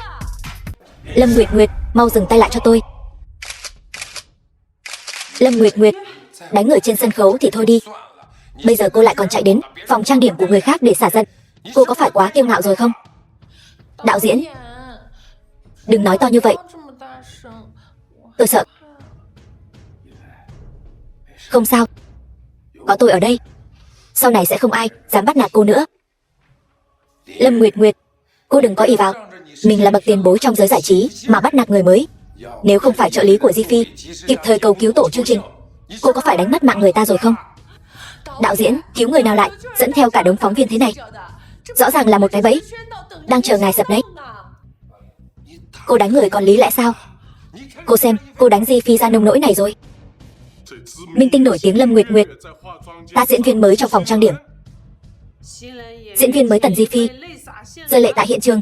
Đạo diễn Lưu Minh Nhân nghiêm khắc ngăn chặn hành vi bắt nạt của Lâm Nguyệt Nguyệt. Cô làm tôi quá thất vọng. Cho dù là một cái bẫy, chẳng phải cô cũng tự nhảy vào đó sao? Cô chẳng lẽ không đánh người sao? Đợi đã.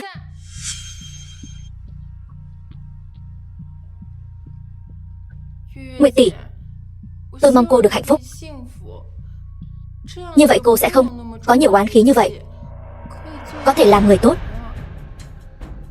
Cảm ơn cô.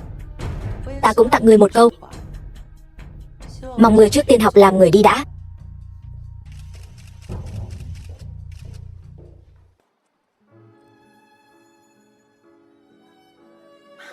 Alo, Nguyệt Nguyệt, ta bây giờ liền chạy qua đó, có ta ở đây không cần sợ.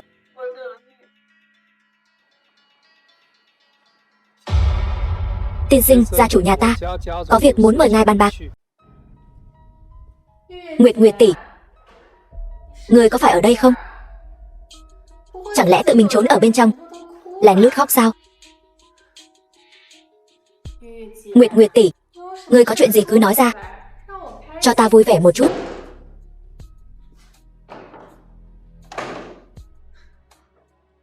Tìm được ngươi rồi, Nguyệt Nguyệt tỷ. Ta có một kế, có thể nhất tiến hạ song điêu. Nói nghe thử. Như vậy đối phó Vương Phong là không có tác dụng.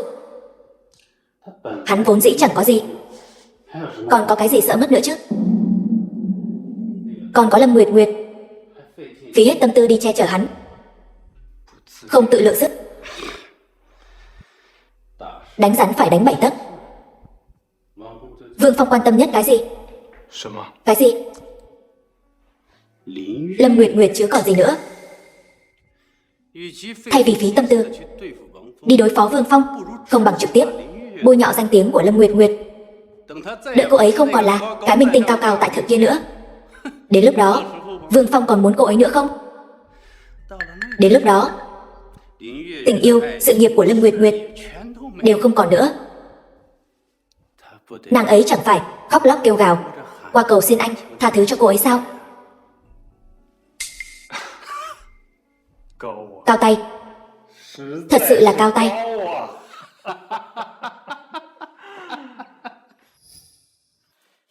Nguyệt Nguyệt tỷ, nếu tỷ không thích vai diễn này, lần sau ta tìm người đổi cho tỷ một cái khác nha. Nếu ngươi còn dám gọi ta là Nguyệt Nguyệt tỷ, ta liền xé rách miệng ngươi ra.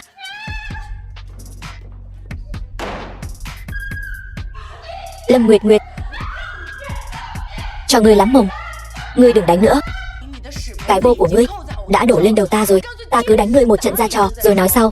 Nói xem, ngươi còn dám giở trò mèo nữa không? Ta không dám nữa. Thề cho ta xem, nếu không ta sẽ đâm cái mũi giả của ngươi vào trong óc ngươi đấy. Ta thề, ta không dám nữa rồi. Xin lỗi, thuê bao quý khách vừa gọi. Tạm thời không liên lạc được. Xin quý khách vui lòng gọi lại sau.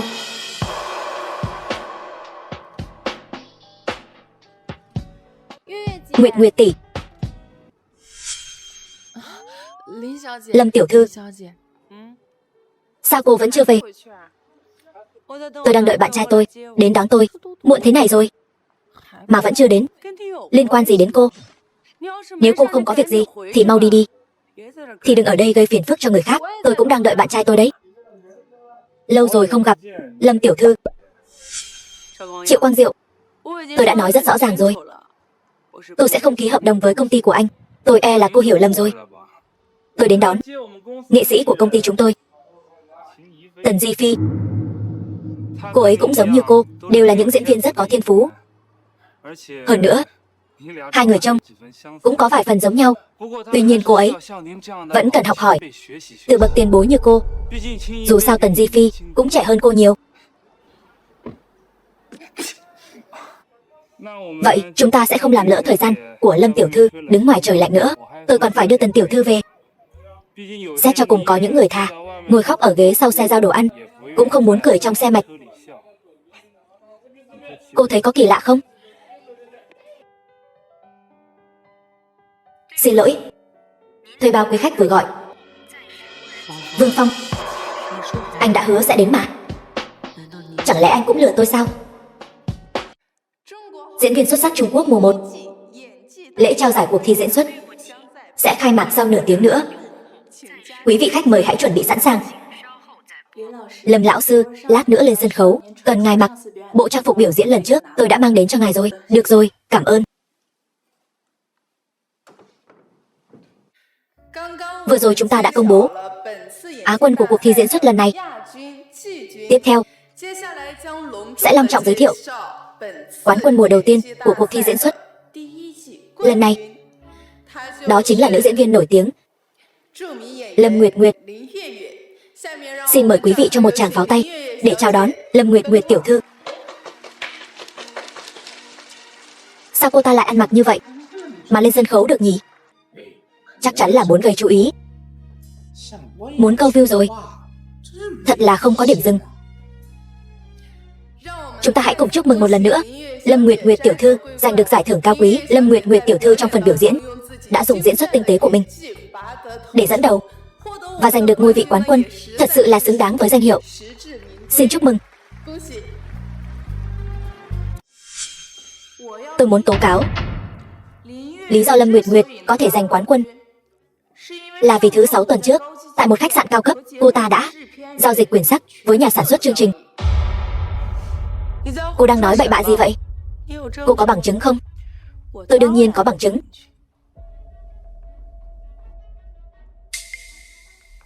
Bằng chứng này là giả mạo. Tôi chưa bao giờ gặp riêng nhà sản xuất. Hơn nữa hôm đó tôi luôn ở cùng bạn trai tôi. Cô nói cô có bạn trai. Anh ta đâu? Cô dẫn anh ta ra cho mọi người xem đi. Chứng minh đi. Anh ta đâu?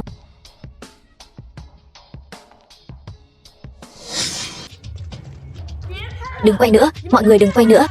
Quay nữa tôi sẽ báo xâm phạm quyền riêng tư. Lâm tỷ, tỷ thay đồ trước đi. Lát nữa chúng ta đi cửa sau.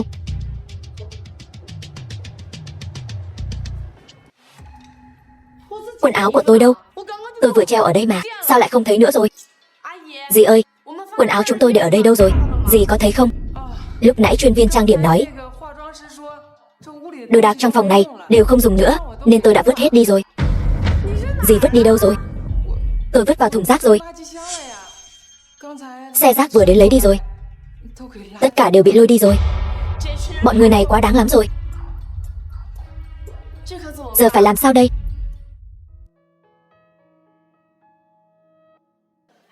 Kia chẳng phải minh tinh đó sao? Sao ăn mặc thế này lại ra ngoài đường chứ? Hay là mốt mới nhất nhỉ? by Nhìn M nhiều Media. cũng thấy thời trang đấy chứ.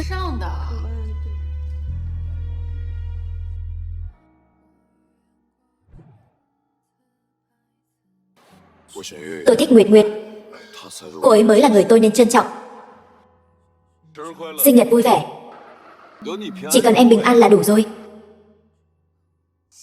Hy vọng hôm nay chúng ta vẫn có thể trong biển người mênh mông gặp lại nhau. Vương Phong, anh rốt cuộc đi đâu rồi? Anh có phải gặp chuyện gì không? Nếu khi em cần anh mà anh lại không ở bên cạnh em thì cả đời này em cũng không thể tha thứ cho mình. Biển người mênh mông này, chúng ta còn có thể gặp lại nhau không?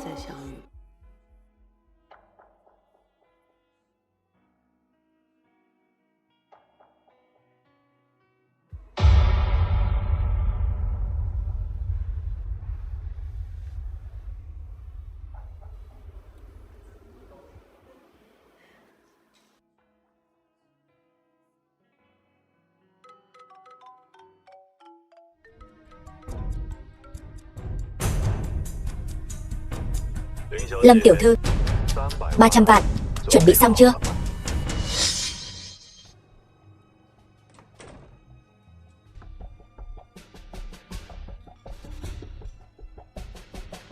Tiểu Lục, ai cho phép anh vào nhà tôi? Tôi tất nhiên là mở cửa đi vào rồi. Mở cửa đi vào? Anh lấy đâu ra chìa khóa? Cô có biết điểm yếu lớn nhất của cô là gì không? Chính là quá tin tưởng người khác. Tôi tranh thủ lúc rảnh đã trộm một chiếc chìa khóa của cô, rồi lén lút đánh thêm một chiếc. Đừng đứng đó. Lại đây, ngồi đi nhanh, mời. Nói đi, có chuyện gì? Tiền. Chuẩn bị thế nào rồi? Tiền gì? Tất nhiên là tiền bịt miệng rồi. Cô không muốn những chuyện của cô bị đăng lên mạng chứ? Tôi có làm chuyện gì mờ ám đâu. Tin nóng hổi đây. Bạn trai mới của đại minh tinh Lâm Nguyệt Nguyệt lại là một phú hào bí ẩn. Này, cô nói xem mấy cái tài khoản truyền thông kia sẽ nghĩ thế nào? Thằng nhãi nhà họ Vương đó từ nhỏ đã là thứ không cha không mẹ.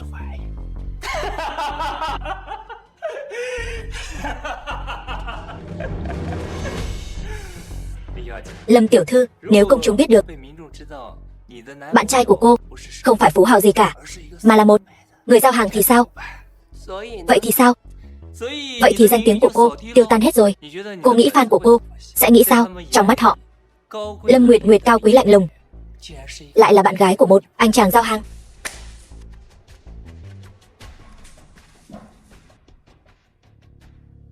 Chụp đẹp đấy. Tôi thay mặt Vương Phong cảm ơn anh trước. Bớt lạc đề. Muốn ảnh thì đưa tôi 300 vạn. Đắt vậy sao? Thôi vậy, anh cứ đưa cho báo chí đi. Cô không lo lắng sao? Tôi có gì mà phải lo lắng? Tôi đường đường chính chính yêu đương, tôi lo lắng gì chứ? Nếu fan của tôi không chấp nhận được việc tôi yêu một người chân thành thì họ không xứng làm fan của tôi. Nếu dư luận muốn bàn tán thì cứ để họ bàn tán. Anh cứ đưa cái này cho báo chí đi. Tôi cũng muốn cho cả thế giới biết người đàn ông của tôi nghiêm túc lên, trông cũng đẹp trai đấy chứ. Cô còn hơn cả tưởng tượng của tôi, đúng là khó trời thật. Vài tấm ảnh mà đòi 300 vạn, quả thực là chưa đủ đô. Vậy nếu thêm vào đó cả video của cô với Vương Phong thì sao? Vậy có đủ đô chưa hả? Cái video gì vậy? Tôi với anh ta có hành động thân mật gì đâu. Lấy đâu ra video chứ? Đừng có giả nai nữa. Video này chính là mặt của cô với Vương Phong. Chất lượng quay phim cũng khá ổn đấy chứ. Mỗi lần xem là tôi lại thấy sụp sôi. Chúng ta cùng xem nhé. Sao lại? Xem cô bình thường nghiêm nghị thế nào. Trên giường lại khá là dẻo miệng đấy chứ. Bỏ 300 vạn mua cái video này không đắt đâu nhỉ? Video quay cũng được đấy, nhưng nếu là 30 đồng thì tôi sẽ cân nhắc mua một bộ. Đây là video của cô đấy. Cô không lo lắng sao? Người trong đó căn bản không phải là tôi. Người ta có nốt ruồi sau lưng, tôi thì không có. Đúng rồi, mấy người dùng AI ghép lại sao? Sao có thể chứ? Mấy người làm chuyện này cũng đâu phải 1-2 lần. Hồi đó vu oan Vương Phong quấy rối người khác cũng là dùng AI ghép lại sao? Đúng rồi, còn vu oan tôi với cái tên nhà sản xuất nào đó Bức ảnh đó cũng là AI ghép lại sao? Lục Hạo Thiên, tôi với anh không thù không oán, còn nâng đỡ anh bao nhiêu năm, anh lại báo đáp tôi như thế này sao? Sao? Còn muốn tát tôi, phải không? Lâm tiểu thư, trước kia lúc cô đang trên đỉnh cao, tôi còn gọi cô một tiếng Lâm tỷ. Bây giờ cô như chuột chạy qua đường, cô đấu lại được tôi sao? Trước kia thằng nhóc Vương Phong bị tôi đánh, còn có cô chống lưng. Bây giờ cô bị tôi đánh, ai chống lưng cho cô đây? Giả mạo thì đã sao? Chỉ cần mọi người biết là cô là được rồi. Có một nốt ruồi thôi mà, về Photoshop là xong rồi. Nói như vậy, anh là định đâm đầu vào tường, cũng không quay đầu lại, nhất tâm chỉ muốn làm còn tốt thí mạng cho đám người đó thôi hả? Vương Phong, Vương Phong, anh không phải bị đưa ra nước ngoài rồi sao? Chuyện tôi vẫn còn sống làm anh thất vọng lắm sao? Tôi cho anh một lời khuyên, khi nói chuyện với tôi thì hãy chú ý thái độ của anh. Nếu không, hai người bạn phía sau tôi sẽ không thích cái kiểu vô lễ của anh đâu. Thế mới đúng chứ. Xem ra anh cũng là người biết nghe lời khuyên đấy. Vậy tôi tặng anh thêm một lời khuyên nữa. Nếu bây giờ anh dừng tay, giao video và kẻ chủ mưu ra đây, ta sẽ nương tay với ngươi. Một video mà tốn 300 vạn, người bảo ta nộp thì ta phải nộp sao? Sở Ninh, đại tổng quản Tô gia tộc. Hai diễn viên này đóng phim cùng ngươi, tưởng lừa được ta ngu ngốc đến vậy sao? Đồ ngu, ai cho phép ngươi nói chuyện với chủ nhà ta như thế hả? Sở Ninh không thể nhịn được nữa. Đây là do ngài dạy tôi. Một đoạn video bịa đặt, ngươi cũng muốn đổi lấy 300 vạn sao? Video này có đủ đổi lấy mạng ngươi không? Trời ơi, cứu với!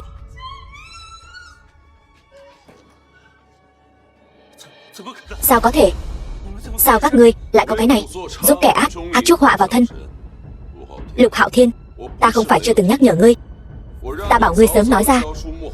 Kẻ chủ mưu mà ngươi không chịu, vậy tội sỉ nhục nhị tiểu thư Kiều gia này, ngươi tự làm thì một mình gánh chịu đi, giao cho Kiều gia xử lý.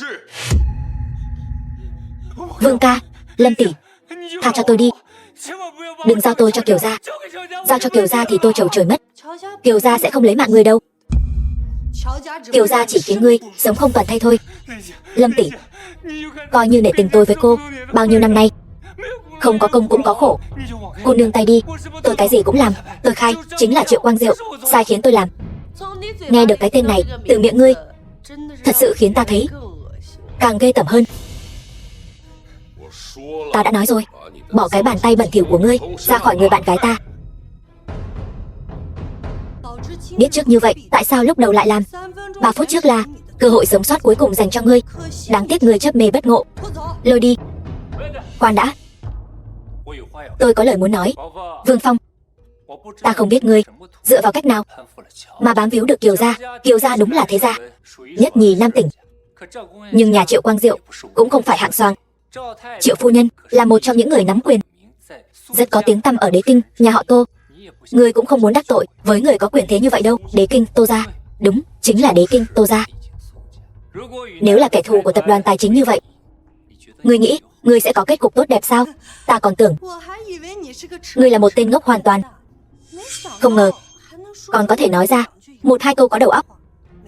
Đúng vậy, bất cứ ai là kẻ thù của Tô gia đều sẽ không có kết cục tốt đẹp. Nếu ngươi đã sớm biết đạo lý này thì tại sao lại đối đầu với chúng ta? Là ý gì? Dù là Kiều gia, Triệu gia hay Tô gia, ta Vương Phong đều không sợ làm kẻ thù với bất kỳ ai. Vương Phong, ngươi vì một Lâm Nguyệt Nguyệt liền dám đắc tội Tô gia, ngươi tuyệt đối sẽ không có kết cục tốt. Nguyệt Nguyệt, ta đến muộn rồi, em không sao chứ? Vương Phong, 2 ngày nay anh đi đâu vậy? Một tiếng cũng không nói liền biến mất. Anh có biết ta lo lắng cho anh biết bao nhiêu không? Giai đoạn này đã xảy ra rất nhiều chuyện, ta sẽ từng chuyện một giải thích cho em. Vương tiên sinh, lúc trước ngài đồng ý với tôi đến đây chuẩn bị xử lý một việc nhỏ. Bây giờ đã qua nửa tiếng đồng hồ rồi, ngài nếu không nhanh chóng quay về, e rằng an nguy của Lạnh Đường sẽ gặp bất trắc đấy. Nguyệt Nguyệt, anh đi đi, ta đợi anh. Được, Sở Ninh, thầy ta chăm sóc Nguyệt Nguyệt thật tốt, ta bận xong việc sẽ quay lại. Vương Phong 2 ngày nay không chịu khổ gì chứ? Người bị Triệu tiên sinh để mắt tới rồi, không lo cho bản thân mình trước, lại đi quan tâm Vương tiên sinh. Đương nhiên, trong lòng ta, an nguy của anh ấy hơn bất cứ điều gì. Yên tâm, Vương tiên sinh, có ta chăm sóc, mọi chuyện đều tốt. Vậy thì tốt. Ngươi không hỏi quan hệ giữa ta và Vương tiên sinh sao? Khi anh ấy muốn nói cho ta biết, ta tự nhiên sẽ biết. Quả nhiên là người phụ nữ Vương tiên sinh yêu thích. Ngươi thật khiến ta phải nhìn bằng con mắt khác. Lục Hạo Thiên tên khốn này quả nhiên không đáng tin cậy, nhanh như vậy đã bị Quân Thành bắt giữ. Luật sư Lưu, bây giờ phải làm sao? Nếu như Lục Hạo Thiên bán đứng ta tiêu đời rồi. Triệu tiên sinh, xin hãy bình tĩnh. Bình tĩnh? Ta sắp trầu trời đến nơi rồi. Lục Hạo Thiên làm việc không đáng tin cậy, ta đã biết từ lâu rồi. Ngươi đã biết từ lâu, sao còn sắp xếp hắn đi tống tiền Lâm Nguyệt Nguyệt? Yên tâm, ta tự có diệu kế. Triệu tiên sinh,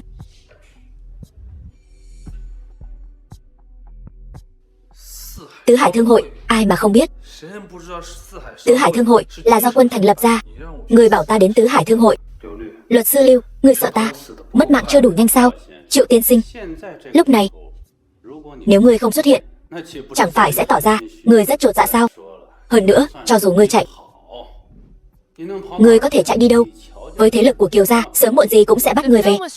Giờ phút này, nơi nguy hiểm nhất chính là nơi an toàn nhất. Đến lúc đó, chắc chắn cô ta sẽ đến chứ. Yên tâm đi, dù cô ta không quan tâm đến an nguy của mình, cô ta cũng nhất định sẽ quan tâm tình hình gần đây của tên nhóc đó. Triệu công tử, lâu rồi không gặp. Ngươi là? Tôi là chủ tịch tập đoàn Vạn Hoa, Tiền Khánh Sơn. Chào anh. Có chuyện gì không? Triệu tiên sinh, tôi biết lần này ngài được mời tham dự Tứ Hải Thương hội. Tứ Hải Thương hội này là yến tiệc đỉnh cao của Quân Thành tập đoàn, lại càng quy tụ những thế gia danh tiếng khắp cả nước. Nếu có thể tham dự Tứ Hải Thương hội này, đối với mỗi thế gia mà nói, đều là vinh dự tối cao. Anh rốt cuộc muốn nói gì? Tôi và thân phụ ngài kết giao lúc ông ấy gặp hoạn nạn. Khi ông ấy xa cơ thất thế, cả nhà tôi lại càng đánh cược một nửa gia sản để tương trợ. Mới đó mà đã mấy chục năm trôi qua, ngài đã trở thành thượng khách của Quân Thành tập đoàn. Nếu ngài có thể tiến cử chúng tôi tham dự Tứ Hải Thương hội, cả nhà chúng tôi trên dưới sẽ vô cùng cảm kích. Chỉ với cái công ty nhỏ bé của các anh cũng xứng sao? Triệu tiên sinh, Vạn Hoa tập đoàn chúng tôi lăn lộn nhiều năm ở Thanh Hải, đã trở thành một trong những doanh nghiệp lớn nhất nhỉ? So với nhóm doanh nghiệp hàng đầu Nam tỉnh, cũng chỉ còn thiếu một bước nữa thôi. Anh cũng biết đấy, công ty của các anh vẫn chưa phải là doanh nghiệp hàng đầu Nam tỉnh. Tứ Hải Thương hội này chỉ dành cho những thế gia đỉnh cao. Chỉ với cái công ty nhỏ bé của các anh cũng xứng sao? Một tên ba hoa trích chòe, mồm mép tép diêu như anh cũng có thể tham dự Tứ Hải Thương hội. Vạn Hoa tập đoàn có gì không xứng? Tiền tiên sinh, Tứ Hải Thương hội rất hoan nghênh những doanh nghiệp có tinh thần cầu tiến như Vạn Hoa tập đoàn. Tôi đã lo liệu xong thủ tục tham dự cho ngài rồi, ngài cứ việc vào dự. Vị tiên sinh này, tôi thấy ngài tuổi còn trẻ mà khí chất bất phàm, chắc hẳn là một nhân vật phi phàm. Tuy tôi không biết ngài có quan hệ gì với Quân Thành tập đoàn, nhưng ngài đã ra tay giúp đỡ. Ân tình này của ngài, Vạn Hoa tập đoàn chúng tôi khắc cốt ghi tâm. Chỉ là việc nhỏ thôi, không đáng nhắc đến. Vạn Hoa tập đoàn chỉ trong 5 năm ngắn ngủi dưới sự dẫn dắt của ngài đã có thể từ một xưởng nhỏ trở thành một tập đoàn niêm yết, thật không dễ dàng. Tôi rất lạc quan về triển vọng của Vạn Hoa. Mời ngài đi lối này. Đa tạ.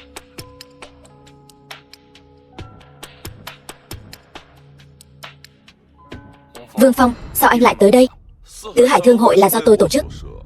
Tôi không đến thì làm sao các người tổ chức được? Ai mà chẳng biết, Tứ Hải Thương hội này là do Quân Thành tập đoàn tổ chức. Tôi không biết anh đã dùng thủ đoạn gì để bám víu vào nhị tiểu thư nhà họ Kiều, nhưng anh lại dám nói thương hội này là do anh tổ chức. Vương Phong, anh có phải là chán sống rồi không? Anh còn dám sai người đi quấy rối nhị tiểu thư nhà họ Kiều. Ai mà chán sống bằng anh chứ? Vu khống. Ta với Kiều nhị tiểu thư không thù không oán, ta cần gì phái người đi quấy rầy cô ta? Hơn nữa, ai mà không biết quyền thế tập đoàn Quân Thành là địch với Quân Thành chẳng khác nào là địch với Nam tỉnh. Cho dù là ta cũng phải kiêng dè 3 phần. Không ngờ ngươi còn biết mấy cân mấy lượng của mình. Còn ngươi, Vương Phong, Hồ giả hổ uy, cầm lông gà làm lạnh tiến. Quân Thành biết ngươi cuồng vọng thế này không?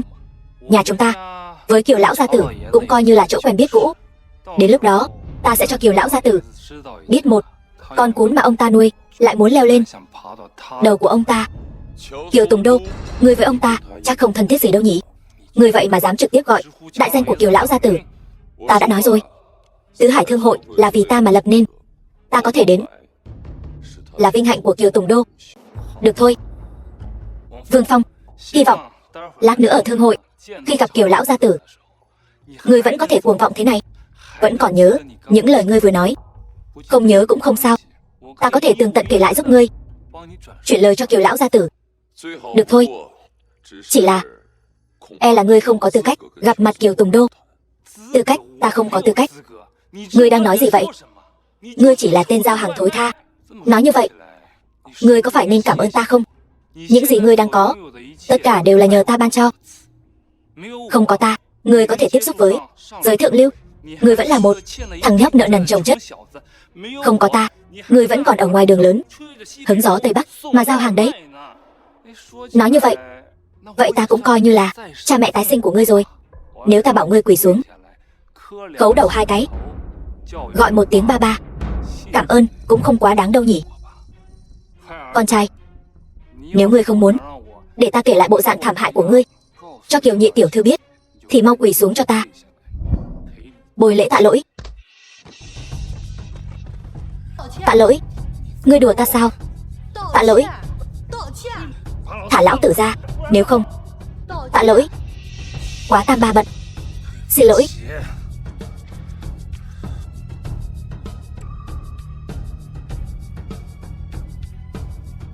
Tô tiên sinh hôm nay đặc biệt dặn dò phải nể mặt Kiều Tùng Đô một chút.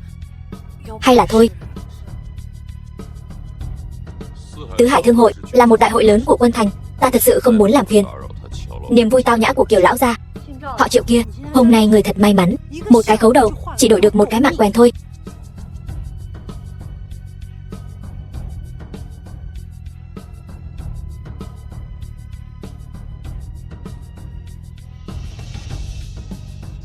Nhục nhã hôm nay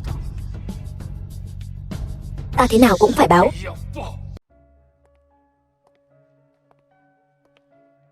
Nguyệt Nguyệt, sao cô lại tới đây? Chẳng phải anh mời tôi tới sao? Lâm tiểu thư thật là trung tình, nhưng hiện tại thân giá của Vương tiên sinh đã khác xưa rồi. Bên cạnh khó tránh khỏi sẽ có những bóng hồng vây quanh. Không biết Lâm tiểu thư còn quen không? Cảm ơn Triệu lão bản gọi bạn gái tôi tới đây. Bạn gái Vương lão bản thật xinh đẹp. Đại minh tinh, vừa xinh đẹp vừa hiểu chuyện, nhất là trên giường đặc biệt hiểu chuyện. Khi Lâm Nguyệt Nguyệt hầu hạ tôi, mỗi lần đều hầu hạ rất thoải mái.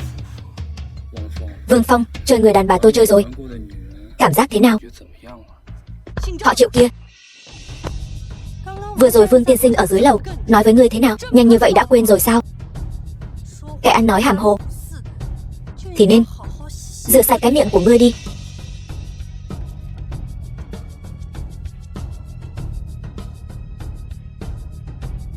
Nhóc con,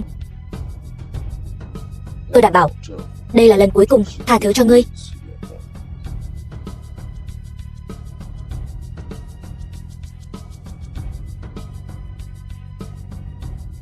The film was translated and narrated by M Triệu tổng, Media. lâu rồi không gặp. Giang tổng, Triệu tổng, kiểu tóc mới của anh thật là khác biệt. Công ty điện ảnh của Triệu tổng gần đây ra mắt mấy siêu phẩm lớn, có cơ hội chúng ta hợp tác nhé. Trần tổng, vị này là... vị này chư vị không biết tinh chất Hải Lam Bảo và kem dưỡng ẩm Đại Bảo Bảo sao? Đương nhiên là từng nghe qua rồi. Đó là 2 dòng sản phẩm siêu xa xỉ quốc tế thuộc tập đoàn Bồi Phong. Vị Vương tổng này chính là người phụ trách kinh doanh quốc tế của tập đoàn Bồi Phong. Kinh doanh quốc tế cụ thể là chỉ...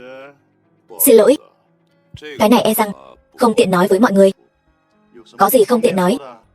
Chẳng lẽ Vương lão bản sợ chúng tôi cướp mất việc làm ăn của anh sao? Tuy thực lực của tập đoàn Bồi Phong tầm cỡ như Quân Thành, nhưng chỉ một mảng kinh doanh quốc tế chưa đủ để Trương gia tôi tranh giành. Trừ phi cái gì? Trừ phi anh là lão tổng của Bồi Phong. Giang lão bản đừng nói đùa nữa. Nam tỉnh này danh gia vọng tộc nào mà Trương Khánh chết tôi chưa từng gặp qua.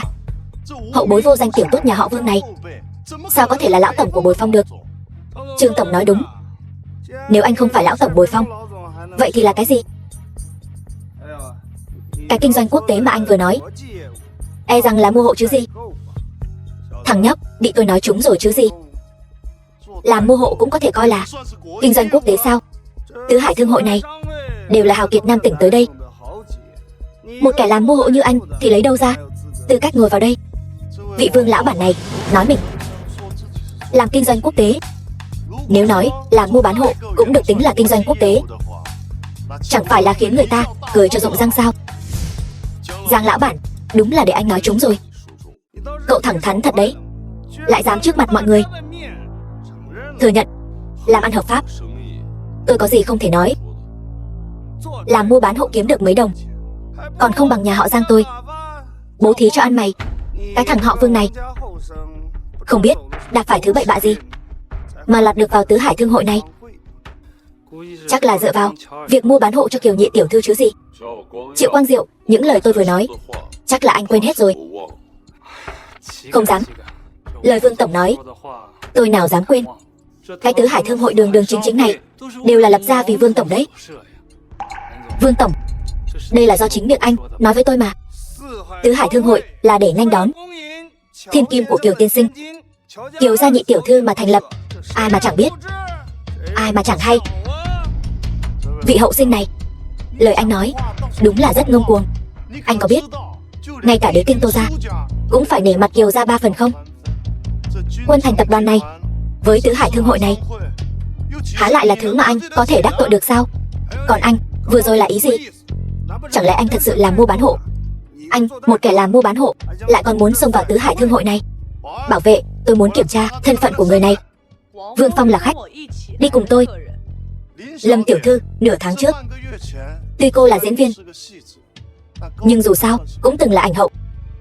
Bây giờ cô thân bại danh liệt rồi.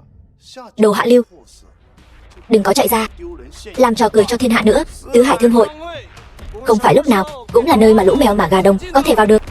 Họ Lâm kia, mau dẫn thằng họ Vương cút đi. Đồ mua bán hộ, đừng giả vờ như không nghe thấy.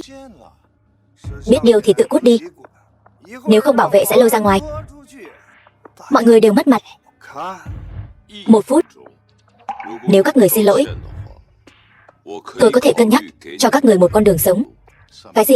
Anh bảo chúng tôi xin lỗi? Tôi không nghe nhầm chứ? Chúng tôi có lòng tốt, bảo anh tự cút đi. Anh lại còn ảo tưởng bắt chúng tôi xin lỗi anh. Xin hỏi tôi dựa vào cái gì mà phải xin lỗi anh? Chẳng lẽ dựa vào việc Tứ Hải Thương hội này là được lập ra vì anh sao? Tôi thấy anh say rồi. Uống 2 ngụm nước tiểu ngựa mà dám ở đây làm càn. Ở đây ai là không phải danh gia vọng tộc? Há gì ngươi tùy ý phóng túng? Bảo an, gọi Ngô tổng quản của các ngươi đến. 2 cái tên điên ông điên bà này, ta thấy cũng coi bộ cũng xứng đôi đấy. Thừa dịp bây giờ còn thời gian, mau cút xéo đi. May ra còn làm được vài đơn hàng xách tay. Tối nay về nhà ăn cơm, gọi dễ đậu phộng nhắm rượu. Cũng không đến nỗi say xỉn đến mức này. Cứ thế để chúng quay về thì quá hời cho chúng rồi. Loại người không biết trời cao đất dày này sớm muộn cũng trở thành tai họa của Nam tỉnh. Giang tiên sinh nói đúng, không biết trên dưới mà làm bậy. 2 kẻ này căn bản không xứng sống lai lắt ở Nam tỉnh. Khi nào tôi nói tôi làm hàng xách tay, ngươi chẳng phải thừa nhận ta nói đúng sao? Nếu ngươi không làm hàng xách tay, chẳng lẽ ngươi thật sự là tổng giám đốc Bồi Phong?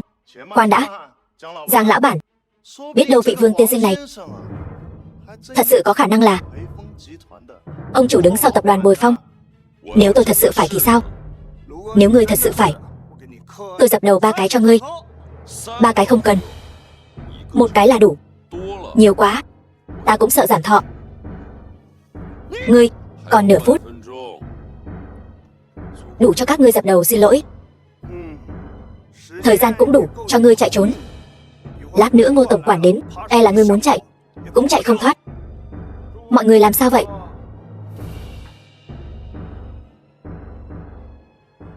Ngô tổng quản, thương hội Tứ Hải là thương hội đệ nhất Nam tỉnh.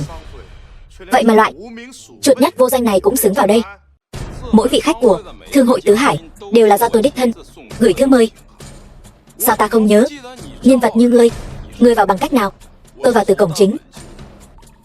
Có lẽ là thuộc hạ của tôi canh gác không nghiêm, để ngươi vào được. Ngươi trẻ, mau rời khỏi khách sạn của chúng tôi. Tôi nói đùa với ngươi thôi. Tôi không phải vào từ cổng chính, cũng không nhận được thư mời của ngươi. Tôi là do Kiều Tùng Đô đích thân mời, và vào từ lối đi dành cho khách quý. Ngươi, sao ngươi dám trực tiếp gọi đại danh của Kiều tiên sinh chúng tôi? Hết 1 phút rồi. Tiểu Ngô, đuổi 2 kẻ lại nhảy kia đi. Sở, còn ngây ra đó làm gì? Ra tay đi. Ngô tổng quản, sao phải khách sáo vậy?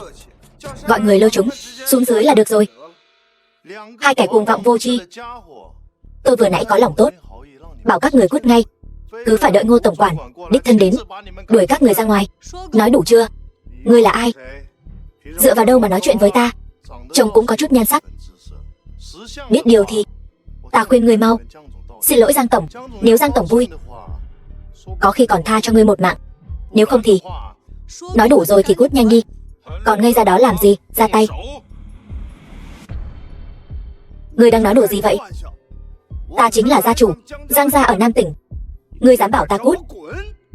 Ngô tổng quản, ông bảo chúng tôi cút. Ngươi lại vì mấy con tép diêu này mà bảo chúng tôi cút?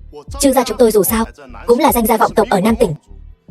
Giang tiên sinh lại là thương gia lừng lẫy hàng chục năm trên thương trường. Từ bao giờ chúng tôi phải chịu nhục nhã như vậy? Alo? Cái gì? Quỹ tín thác Giang thị bị đánh thủng? Sao có thể? Chưa được 1 phút mà. Người rốt cuộc là ai? Tôi đã nói tôi là ông chủ của Bồi Phong tập đoàn. Các người không tin? Không.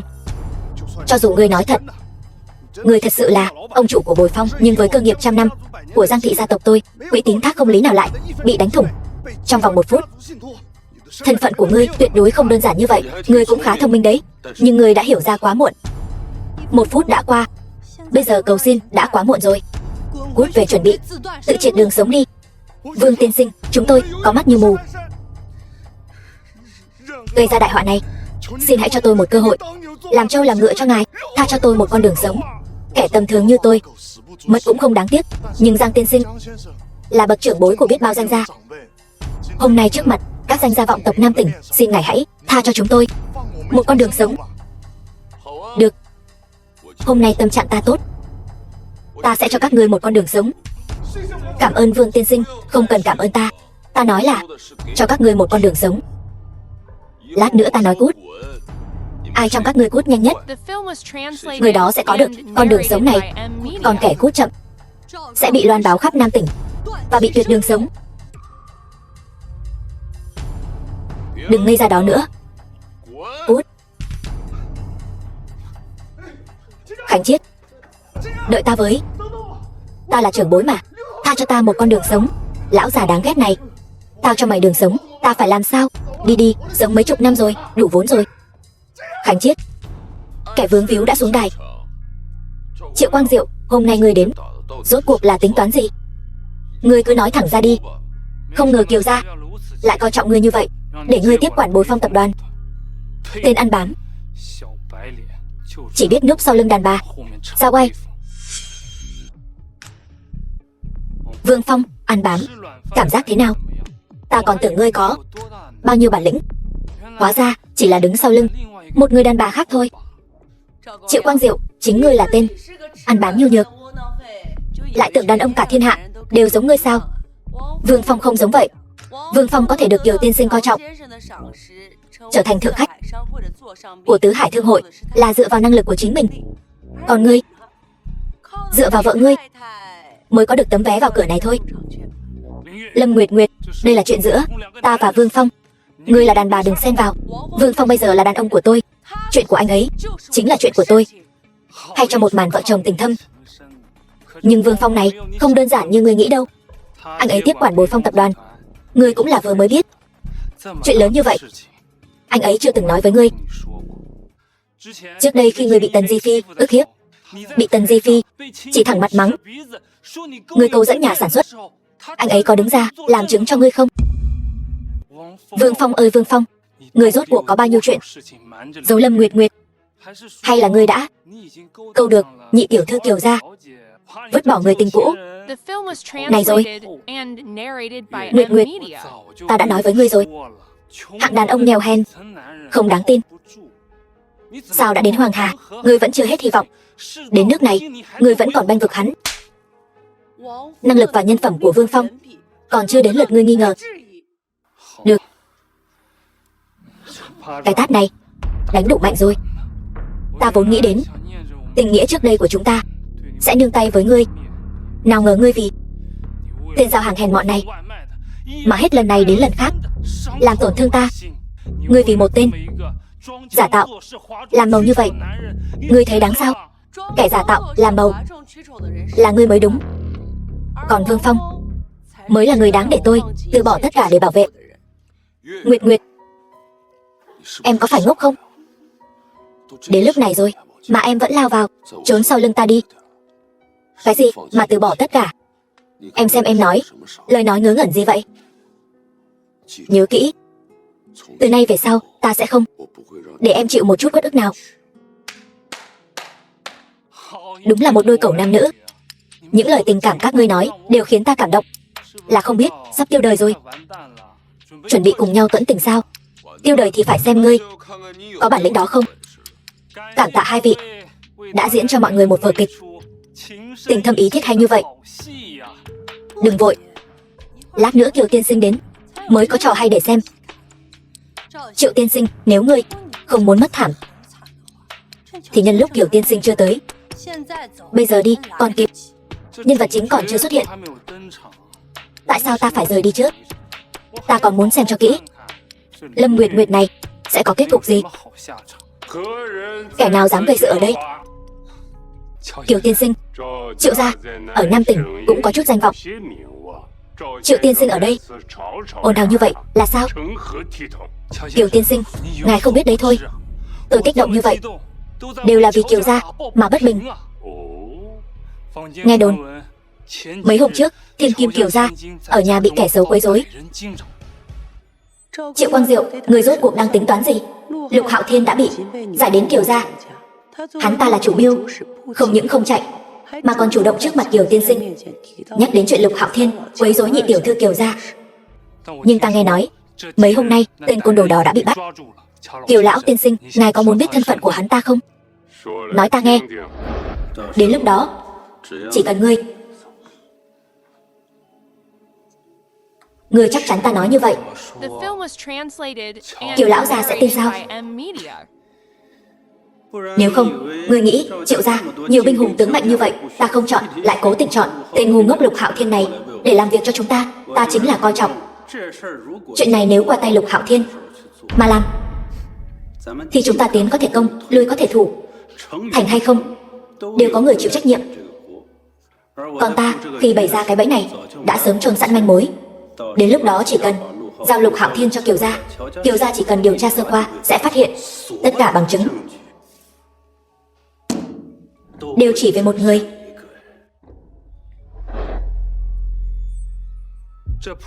Người thường không có cơ hội, cũng không có gan đến gần Kiều gia. Cho nên chuyện này phía sau chắc chắn có người ủng hộ. Tên côn đồ đó chính là một trong những người đang ngồi đây, là tay sai đắc lực của hắn ta, thân tín nhiều năm. Lâm Nguyệt Nguyệt, người sai khiến Lục Hạo Thiên quấy rối Kiều gia, người giải thích đi. Họ Triệu, người bớt ở đây ngậm máu phun người. Ta chưa bao giờ sai khiến Lục Hạo Thiên làm chuyện đê tiện như vậy. Nếu không phải có người đứng sau giật dây thì Lục Hạo Thiên, một tên vệ sĩ nho nhỏ, sao dám quấy rối Kiều gia? Nếu có người sai khiến thì đó cũng là người khác. Ai vậy? Ngươi đừng có ngậm máu phun người. Mọi việc đều phải có bằng chứng. Không phải ngươi, một Lâm Nguyệt Nguyệt, hay là cái tên Lục Hạo Thiên kia. Nói là ai thì là người đó. Triệu Quang Diệu tự tin như vậy, dám đối chất trước mặt Kiều tiên sinh, e rằng đã sớm làm giả bằng chứng nhắm vào ta rồi. Bây giờ bằng chứng nhắm vào Triệu Quang Diệu chỉ có lời khai của Lục Hạo Thiên. Nhưng sau hôm nay, Lục Hạo Thiên đứng ra chỉ đích danh Triệu Quang Diệu, trong mắt người ngoài quả thực giống như bị ta sai khiến vu oan giá họa cho họ Triệu. Triệu Quang Diệu, chiêu này của ngươi thật là thâm độc. Làm sao bây giờ? Ta bây giờ phải làm sao?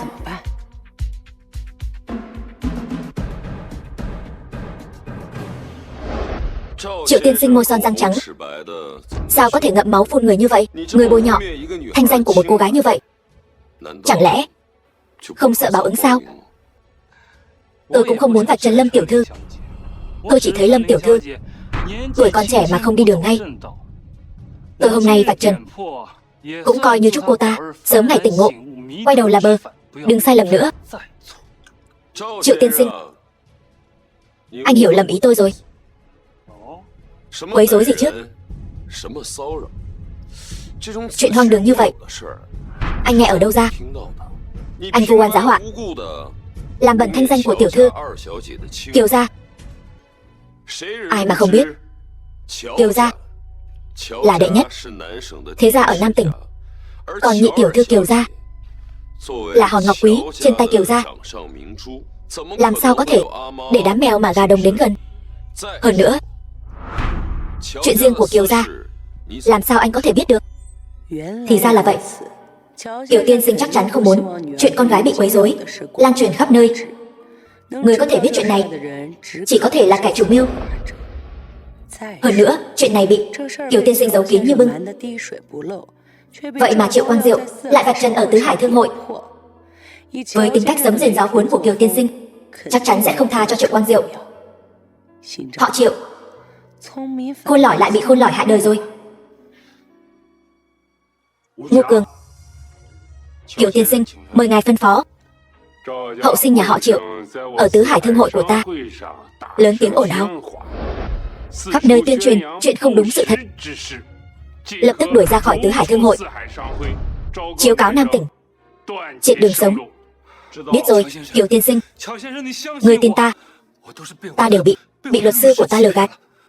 Không, chuyện này là vợ ta xúi giục, là cô ấy xúi giục ta. Kiều tiên sinh, Triệu phu nhân, đây chính là người chồng tốt, người năm xưa con chọn đó. Kiều thúc thúc, ta đã nói rồi, người này tâm thuận bất chính, khuyên con sớm ngày rời xa hắn. Hôm nay quả nhiên rước họa vào thân. Vợ, sao em lại tới đây? Nếu không phải Vương Phong hôm nay gọi ta tới đây, ta cũng không biết sau lưng ta anh lại là người như vậy. Mồm mép toàn lời dối trá, tùy ý vọng vi, vong ân phụ nghĩa. Vợ, Triệu Quang Diệu, ngươi và vợ ngươi phu thê nhiều năm, đánh gãy xương còn liền gân. Ngươi một khi xảy ra chuyện, vợ ngươi thế tất sẽ dốc hết sức lực bảo vệ ngươi chu toàn. Không ngờ ngươi là kẻ vong ân bội nghĩa như thế, chỉ muốn phủi sạch trách nhiệm. Ngươi có biết hay không, Triệu phu nhân vốn dĩ muốn dùng toàn bộ gia sản nhà họ Triệu để bảo vệ ngươi bình an, mà ngươi không cần suy nghĩ, liền muốn dùng Triệu phu nhân để gánh tội thay. Hôm nay ngươi đã gây ra đại họa, ngươi chỉ còn một con đường sống, lại bị chính tay ngươi chém đứt.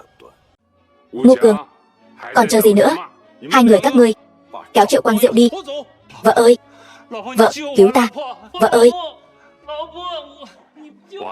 Vương tiên sinh, thật thất lễ quá. Tứ Hải Thương hội là hội nghị lớn nhất Nam tỉnh, đang trên đà phát triển, bị kẻ có dụng tâm khác nhắm vào cũng là điều khó tránh khỏi. Tứ Hải Thương hội của ta vẫn chưa có năng lực lớn như vậy. Những kẻ có dụng tâm khác kia là nhắm vào Vương tiên sinh mà đến, phải không? Ý của Kiều tiên sinh là ta không nên tới đây sao? Đương nhiên không phải. Từ khi quyết định hợp tác với Vương tiên sinh thì đã chuẩn bị sẵn sàng đón nhận những sóng gió này rồi. Chỉ là đến sớm một chút thôi. Ở đây người đông miệng lưỡi, Vương tiên sinh vẫn nên theo ta đến phòng khách quý. Mời.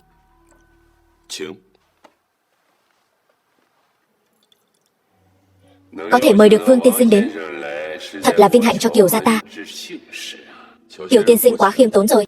Không ngờ Vương tiên sinh còn trẻ tuổi như vậy mà đã gan dạ hơn người. Vừa rồi nhờ có Vương tiên sinh ra mặt giải nguy cho Kiều gia ta, chỉ là việc nhỏ thôi, không đáng nhắc đến. Vũ Manh, mau vào cảm ơn Vương tiên sinh.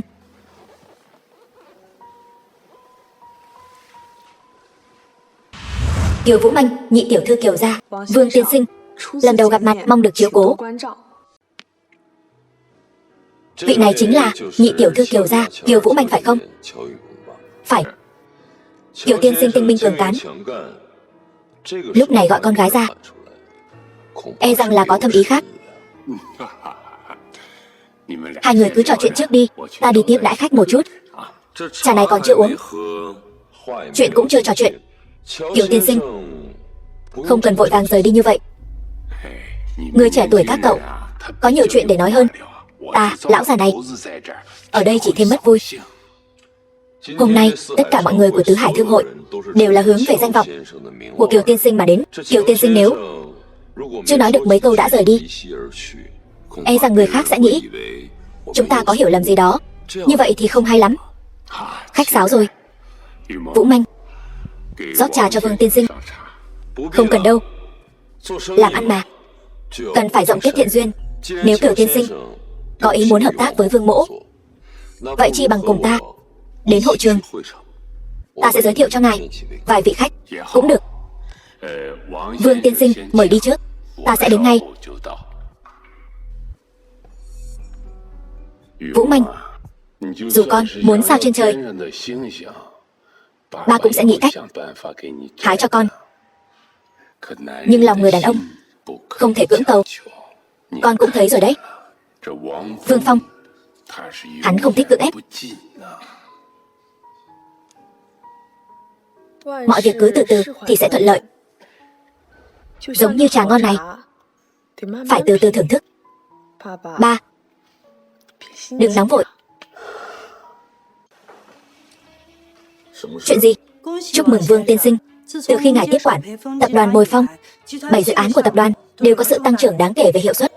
Ngài không chỉ nhanh chóng nắm vững tập đoàn Bồi Phong mà còn hoàn thành tốt hơn cả mong đợi cao nhất của chúng tôi. Đó là điều đương nhiên. Lúc đầu tôi tiếp quản Bồi Phong, tôi đã hứa sẽ mang lại một tương lai tốt đẹp hơn cho Bồi Phong. Chúc mừng ngài, ngài đã chứng minh được bản thân. Việc tôi hứa với các người đã làm được rồi. Vậy còn việc các người hứa với tôi thì sao? Nghi thức kế nhiệm gia chủ đã bắt đầu được chuẩn bị, chỉ còn chờ ngài xác nhận thời gian. Tôi nói không phải chuyện này. Mẹ tôi gần đây thế nào? Yên tâm, chỉ cần ngài kế nhiệm gia chủ, chúng tôi tự nhiên sẽ đảm bảo an toàn cho mẹ ngài. Sau khi hoàn thành nghi thức kế vị, sẽ để hai mẹ con đoàn tụ. Sự xuất hiện của ngài là hy vọng cuối cùng của Tô gia. Sau 20 năm hỗn loạn, xin ngài hãy tin tưởng, tôi còn quan tâm đến sự an nguy của mẹ ngài hơn cả ngài, bởi vì điều này liên quan đến sự nghiệp ngàn năm của Tô gia. Được, giờ tình hình đã ổn định, tôi cũng nên tìm cơ hội giải thích với Nguyệt Nguyệt một chút. Chuyện của Tô gia, cô ấy là người ngoài, không cần biết nhiều như vậy. Cô ấy không phải người ngoài. Ban đầu sở dĩ tôi không giải thích với cô ấy là vì các thế lực đang tranh giành nhau. Cô ấy biết càng ít càng an toàn. Nhưng sự việc đến nước này, tôi nên thẳng thắn với cô ấy. Cô ấy đối với cậu quan trọng đến vậy sao? Chẳng lẽ cả Tô gia cũng không bằng một Lâm Nguyệt Nguyệt? Đó là điều đương nhiên. Ngày mai tiệc tại Tả Ngạn Paris, sắp xếp ấm cúng một chút, giúp tôi hẹn cô ấy nhé. Đừng nói là tôi mời, cứ nói là tiệc chiêu đãi thương mại. Tôi muốn cho cô ấy một bất ngờ. Hẹn ai? Còn có thể là ai nữa? Dĩ nhiên là bạn gái tôi rồi. Hoa tươi này có phải là không được tươi nữa rồi không? Có cần đổi hoa mới không? Đây là hoa sáng nay mới từ Điện Nam vận chuyển đến. Nếu ngài muốn hoa mới thì chỉ có thể ra ruộng hái vài bông cho ngài thôi. Vậy thì mau sắp xếp người đi hái đi, không kịp nữa rồi. Hơn nữa khí hậu Long Thành hoàn toàn không thích hợp để trồng hoa hồng. Loại hoa hồng ngài chọn gọi là linh chi yêu tinh, vô cùng quý giá. Chỉ có trồng ở Điện Nam mới có thể phát triển tốt. Cứ yên tâm đi, bạn gái ngài nhất định sẽ thích. Sao cô buồn ngủ rồi? Con gái các cô đều buồn ngủ sớm vậy sao? Có phải bữa tiệc này tôi sắp xếp hơi muộn rồi không? Ngài gọi tôi dậy từ 3 giờ sáng để làm tóc cho ngài, thay đồ, sắp xếp địa điểm. Sao tôi không buồn ngủ được chứ? Phải. Mà cà vạt của tôi, có cần đổi cái khác không? Thôi khỏi. Ngài hết lần này đến lần khác đã thay hơn chục bộ đồ rồi. Tóc cũng gội 2 lần rồi. Bộ đồ ngài đang mặc rất hoàn hảo, hoàn toàn không cần thiết phải thay nữa. Được rồi.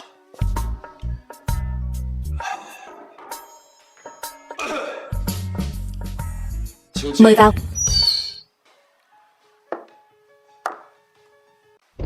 Sở Ninh, sao lại thế này? Tại sao Kiều tiểu thư lại đến đây?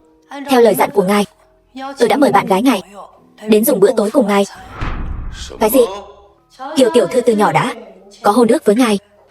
Nếu ngài đồng ý kế nhiệm chức vị gia chủ, vậy thì Kiều tiểu thư dĩ nhiên là bạn gái chính thức của ngài. Sở Ninh, ai cho cô cái quyền tùy tiện hành động như vậy? Đừng quên thân phận của cô. Tôi đương nhiên biết thân phận của mình. Tôi là gia thần của Tô gia, chứ không phải thuộc hạ của riêng anh. Tôi làm mọi việc đều vì Tô gia. Nếu ngài làm điều gì trái với chuyện lợi ích của toàn bộ Tô gia, vậy xin hãy thứ lỗi cho tôi. Thật khó mà nghe theo được.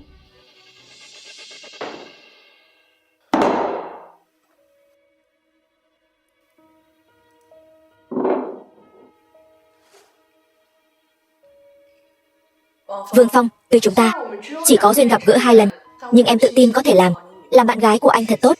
Những gì Lâm Nguyệt Nguyệt có thể làm được, em cũng đều có thể làm được.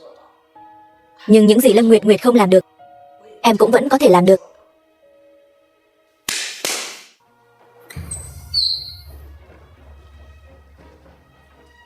Nghe nói anh thích linh chi yêu tinh. Bông hoa này vô cùng tôn quý. Toàn bộ đại hạ chỉ có trang viên nhà chúng tôi mới có thể trồng ra được loài hoa quý giá như vậy. Anh có thích không? Nếu anh đồng ý kết thông gia với em nguyện ý dùng 1/2 cổ phần của Quân Thành tập đoàn để biểu hiện thành ý. Ngại quá, Kiều tiểu thư, bông hoa này tôi không thể nhận. Nếu không, bạn gái tôi sẽ không vui. Không sao cả, tôi không để tâm việc anh có bạn gái. Vương tiên sinh, anh muốn tìm bao nhiêu bạn gái cũng không thành vấn đề. Chỉ cần em là vợ hợp pháp của anh muốn có bao nhiêu bạn gái thì có bấy nhiêu bạn gái. Dù sao những người phụ nữ đó cũng chỉ là chơi đùa thôi. Em không quan tâm cô ta. Kiều tiểu thư thật sự là đại lượng. Anh suy nghĩ một chút. Bỗng dưng tôi không còn khẩu vị nữa. Không biết Kiều tiểu thư có phiền nếu tôi đi trước một bước không? Bông hoa này tôi cũng không cần nữa. Ném đi.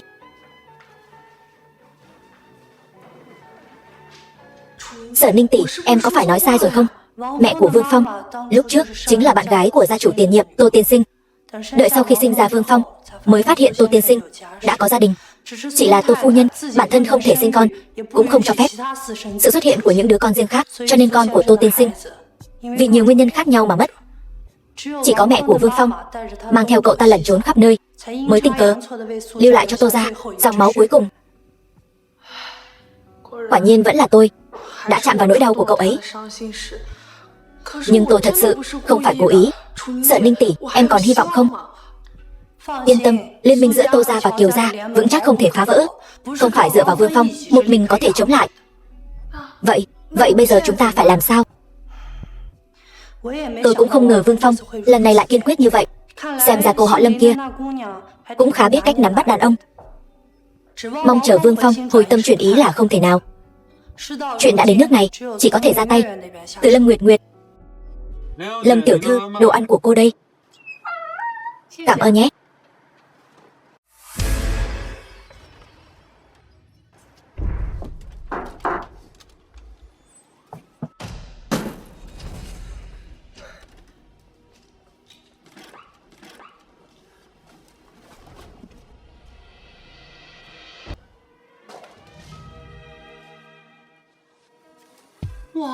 Vương Phong, anh làm em hết hồn. Anh có mang quà cho em nè. Đẹp thật đấy. Tiếc là chỉ có một bông. Dĩ nhiên không chỉ một bông. Đi theo anh.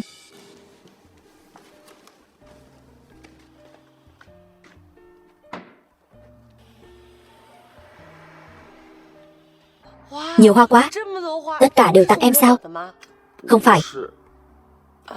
Quà tặng em là chiếc xe này. Xe. Sau này anh chính là tài xế riêng của em.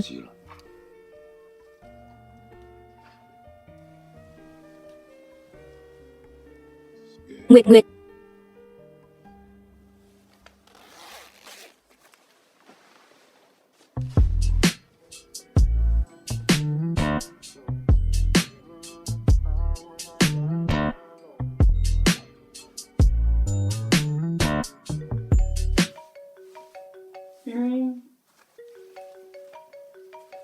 Anh nghe máy đi, công việc quan trọng.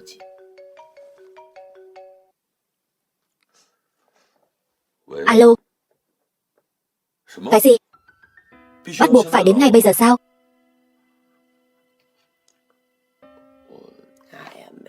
Không sao, anh cứ lo việc đi. Không cần nói nữa. Em biết. Bận xong rồi, nhớ về sớm nhé. Anh còn nợ em một lời giải thích đấy. Đợi anh bận xong việc, anh sẽ quay lại ngay. Đúng rồi. Ngày kia anh có một bữa tiệc gia đình rất quan trọng. Em có thể cùng anh tham dự không?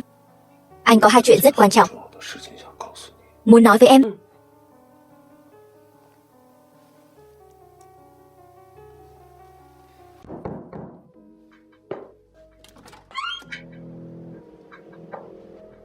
Xin chào, cho hỏi ngươi là? Ngươi chính là Lâm Nguyệt Nguyệt. Đúng vậy.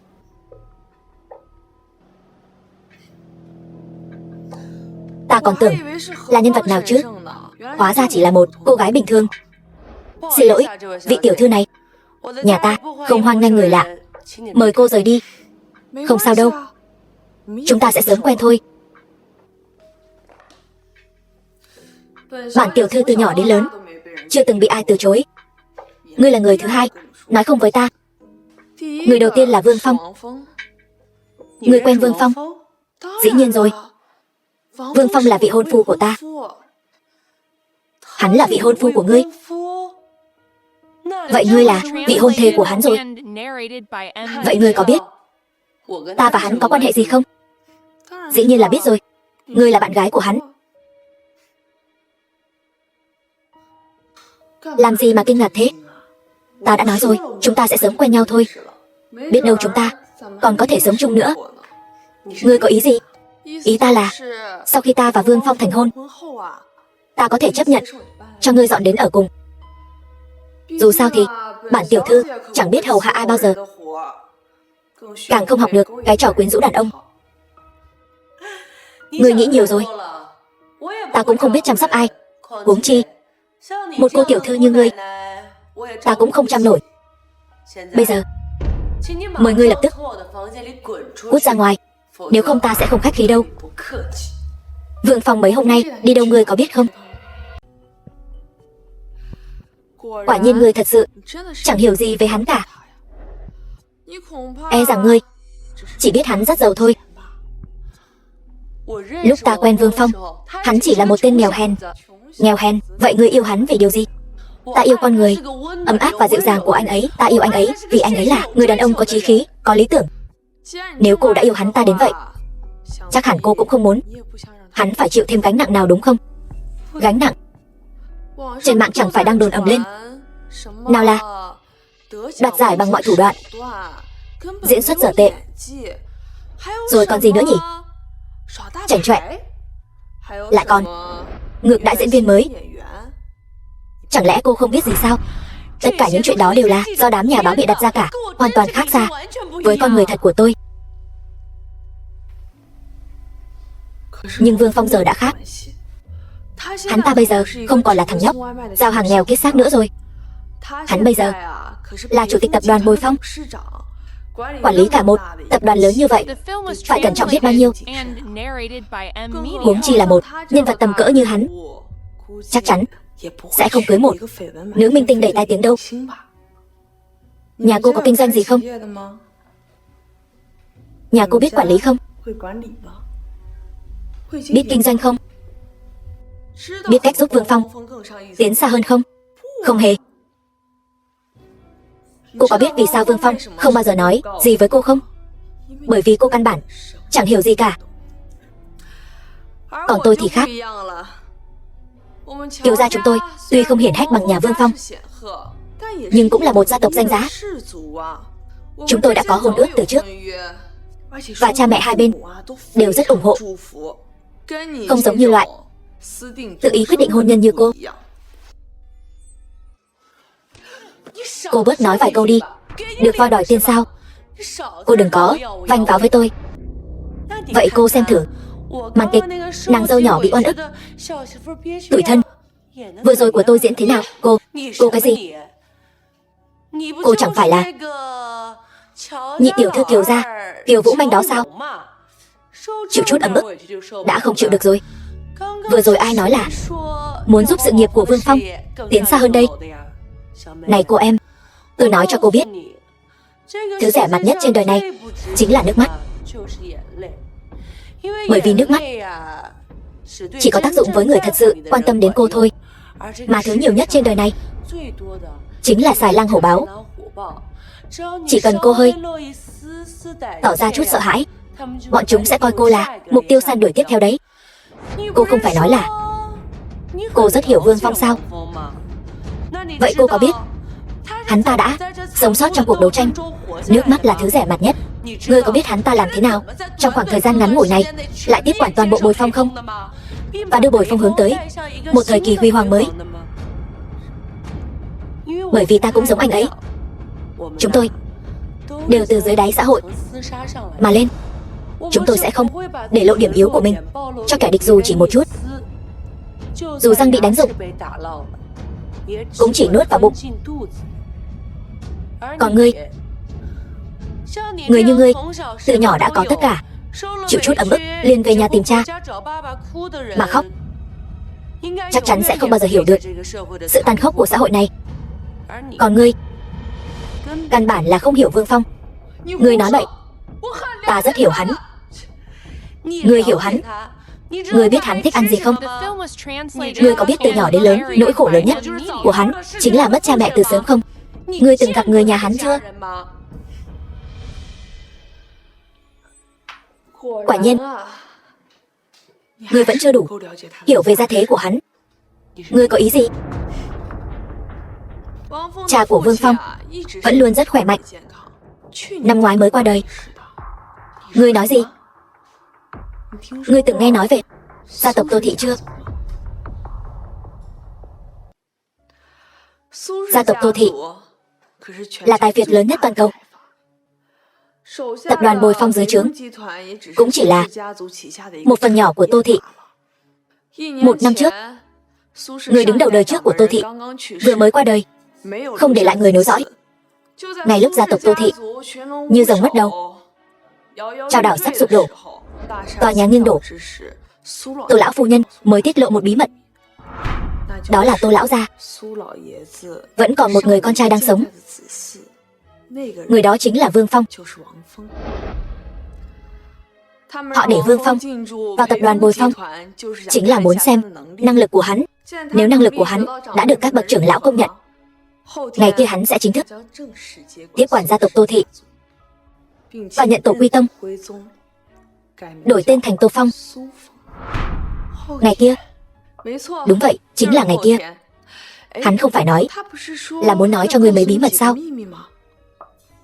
Phải. Ta đoán chắc là muốn nói trực tiếp với ngươi tin chúng tôi đính hôn. Ta không tin. Tin hay không tùy ngươi. Tạm biệt, Lâm Nguyệt Nguyệt. Hẹn gặp lại ngày kia. Sở tổng, vừa rồi cuộc đối thoại của hai người họ cô đều nghe thấy chứ? Nghe thấy rồi.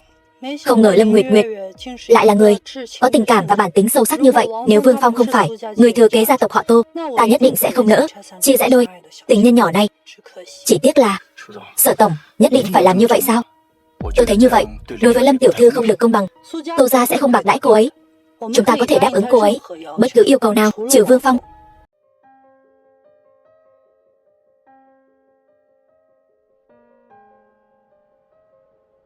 Hôm nay thịnh thế là để chúc mừng kế hoạch phục hưng của gia tộc Tô Thị. Những vị có mặt ở đây đều là trụ cột của Tô Thị. Và tôi, người kế nhiệm gia chủ Tô Thị, cũng đang ở giữa các vị. Cẩn Chi, nghe nói người kế nhiệm gia chủ trước đây lưu lạc khắp nơi, mấy tháng trước mới tìm được. Đúng vậy. Nghe nói tuổi còn trẻ, vốn tưởng không đảm đương nổi trọng trách, không ngờ lại tài trí hơn người. Tô gia cuối cùng cũng có người kế nhiệm rồi. Chúng ta có thể yên tâm rồi. Nào.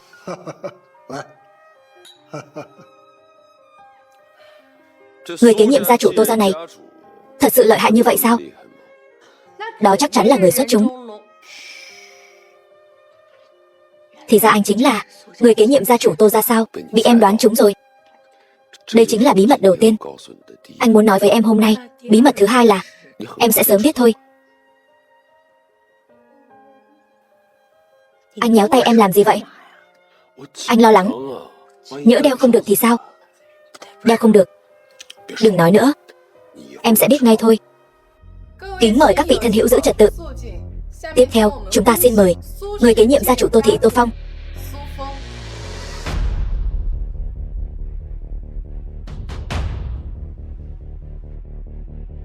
Bái kiến gia chủ. Hôm nay, Tô Phong tôi long trọng cử hành nghi lễ chính thức, tuyên bố kế nhiệm chức vị gia chủ Tô gia. Tôi xin thề sẽ tuân thủ gia huấn Tô gia, với tư cách là gia chủ Tô gia, thực hiện trách nhiệm.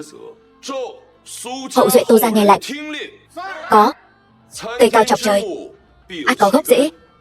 Nước Hoài Sơn, ắt có nguồn cội. Hôm nay Tô gia chúng ta tụ họp tại đây, nhất định phải đồng lòng hiệp lực, chấn hưng gia phong. Đáng tiếc là Tô gia đến đời tôi, người thưa thớt, hương hỏa khó nối. Đúng vậy, gia chủ, ngài nên tìm hiền thê đi. Như vậy Tô gia chúng ta mới sớm có người nối dõi.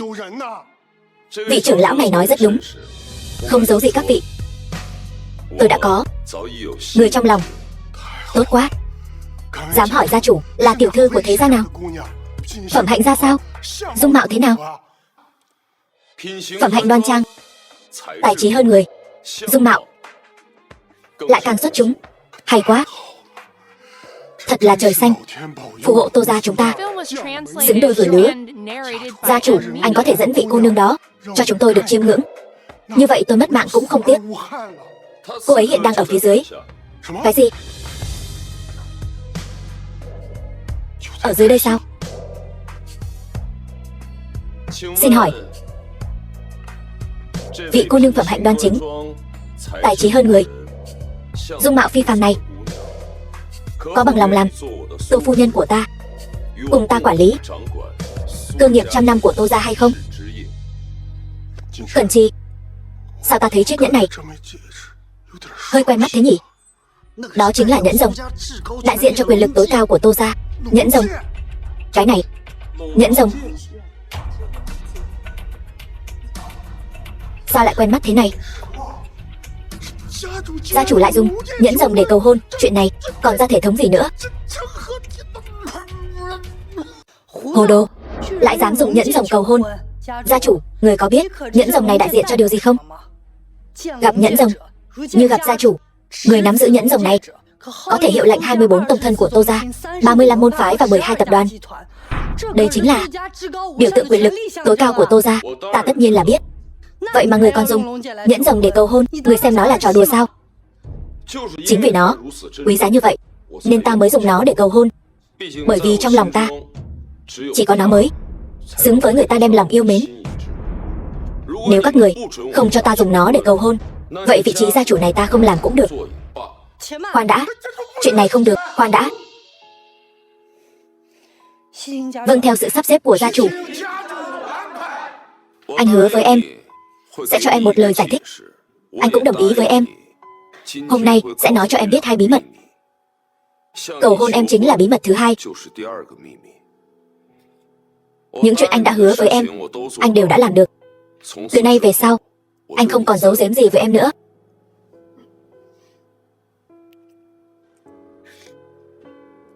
Em có đồng ý gả cho anh không? Em... Nguyệt Nguyệt, vừa rồi em nói gì vậy? Nói to lên chút nữa. Em nói em đồng ý.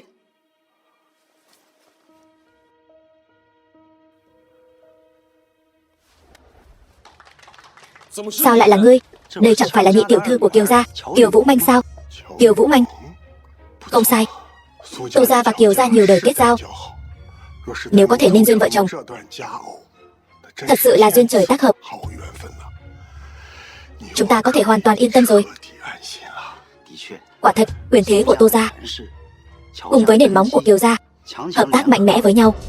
Như vậy, Tô gia sau này sẽ càng hưng thịnh hơn trước. Nhà họ Tô có phúc rồi. Chúc mừng gia chủ. Thật là vui mừng cho gia chủ. Có gì đáng mừng đâu. Chúc mừng gia chủ. Tân hôn hạnh phúc. Nếu ngươi còn dám ép ta như hôm nay nữa, hôm sau ta sẽ đến chùa đi tu. Tùy ý. Chỉ cần gia chủ vì Tô gia sinh một đứa con, dù gia chủ muốn làm mục sư hay đi tu, đều tùy ý. Vở kịch tráo đổi này, hôm nay là ngươi chuẩn bị cho ta phải không? Ngươi tốn không ít công sức rồi. Không có chi. Đây là điều tôi nên làm. Vì Tô gia, Tô Phong ta, quả thật có chuyện liên quan đến Kiều tiểu thư, đại hỷ của hai nhà Tô Kiều, cần phải tuyên cáo thiên hạ. Hôm nay vốn là bữa tiệc của Tô gia, đặc biệt mời nhị tiểu thư Kiều gia đến đây. Chính bởi vì không bao lâu nữa, nàng ấy cũng sẽ trở thành một phần của Tô gia. Ta đã lên kế hoạch cho việc này cũng được một thời gian rồi. Thôi thì cứ thế mà làm. Các vị có mặt ở đây cũng có thể làm chứng cho ta.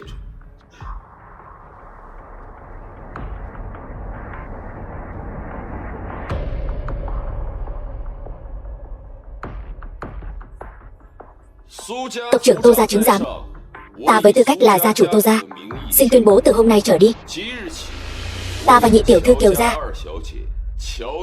Kiều Vũ Manh, kết nghĩa anh em. Ngươi nói gì? Ta nói là ta và Kiều tiểu thư vừa gặp đã mến. Ta kính phục nhân phẩm của nàng ấy.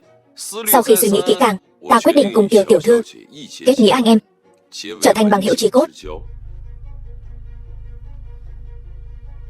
Kiều tiểu thư sao không uống?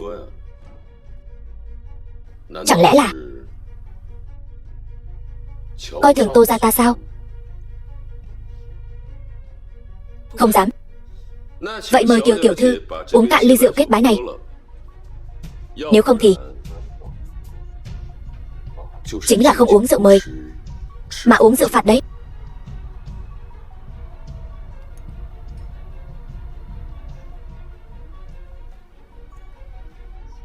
Tiểu muội muội thật là người sảng khoái. Ta còn có việc cần xử lý, xin phép đi trước. Gia chủ.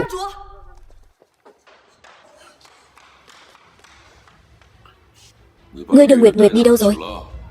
Yên tâm, chúng ta sẽ không bạc đãi nàng ấy đâu. Ta đã sắp xếp cho nàng ấy đi du học nước ngoài rồi.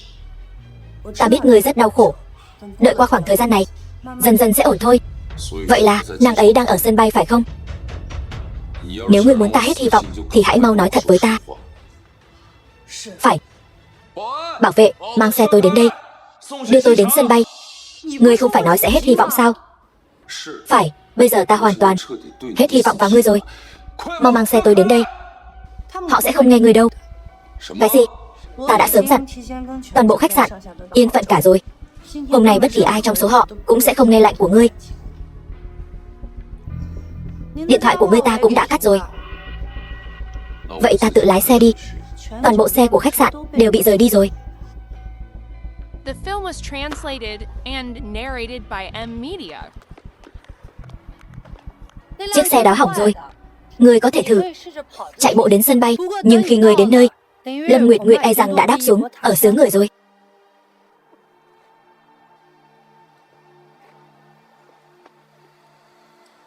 Hết hy vọng đi. Hôm nay ta đã thông báo cho tất cả doanh nghiệp ở Nam tỉnh không cho phép đi qua nơi này, cũng không cho phép cung cấp bất kỳ sự giúp đỡ nào cho ngươi. Nếu ai dám trái lệnh, coi như là kẻ địch của Tô gia. Ngươi rốt cuộc còn làm gì nữa? Ngươi cứ nói đi. Ta đã khóa sim điện thoại và tất cả thẻ ngân hàng của ngươi ở xứ người. 50 đồng trong túi cũng bị tôi lấy đi rồi. Dù thế nào đi nữa hôm nay, tôi cũng không cho phép anh đuổi theo chuyến bay của Nguyệt Nguyệt.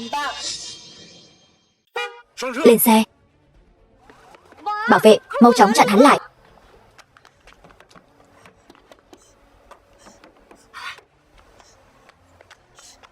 Người lái xe, anh quay lại cho tôi. Nếu không tôi sẽ cho anh bị cấm cửa toàn bộ Nam tỉnh. Cảm ơn tiên sinh đã ra tay giúp đỡ. Không có gì. Đây là đường đến sân bay mà. Sao anh biết? Mấy hôm trước, Sở Ninh tiểu thư đã sớm nói lời cay nghiệt rồi, nói hôm nay không cho phép bất kỳ xe cộ nào đi ngang qua cổng lớn khách sạn, càng không cho phép bất kỳ ai đưa Vương tiên sinh ra sân bay, nếu không sẽ bị cấm cửa toàn bộ. Chính là đối đầu với Sở gia đấy. Tôi đã đoán được Vương tiên sinh nhất định cần xe đưa ngài ra sân bay. Vậy ngài biết rõ cái giá phải trả khi đối đầu với Tô gia. Sao anh còn giúp tôi? Vương tiên sinh đã từng có ơn với tôi, Khánh Sơn suốt đời khó quên. Khánh Sơn, Tiền Khánh Sơn, Tiền Khánh Sơn của Vạn Hoa, chính là tôi. Ân tình của Vương tiên sinh đối với tôi, Khánh Sơn suốt đời khó quên. Được rồi, phía trước cũng sắp đến sân bay rồi. Nguyệt Nguyệt,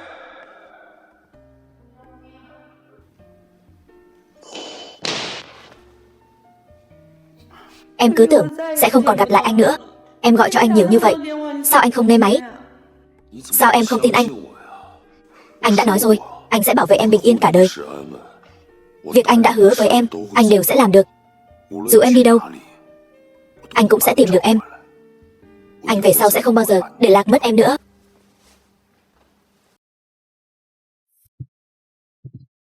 Em còn nợ anh một câu trả lời đấy. Em đồng ý.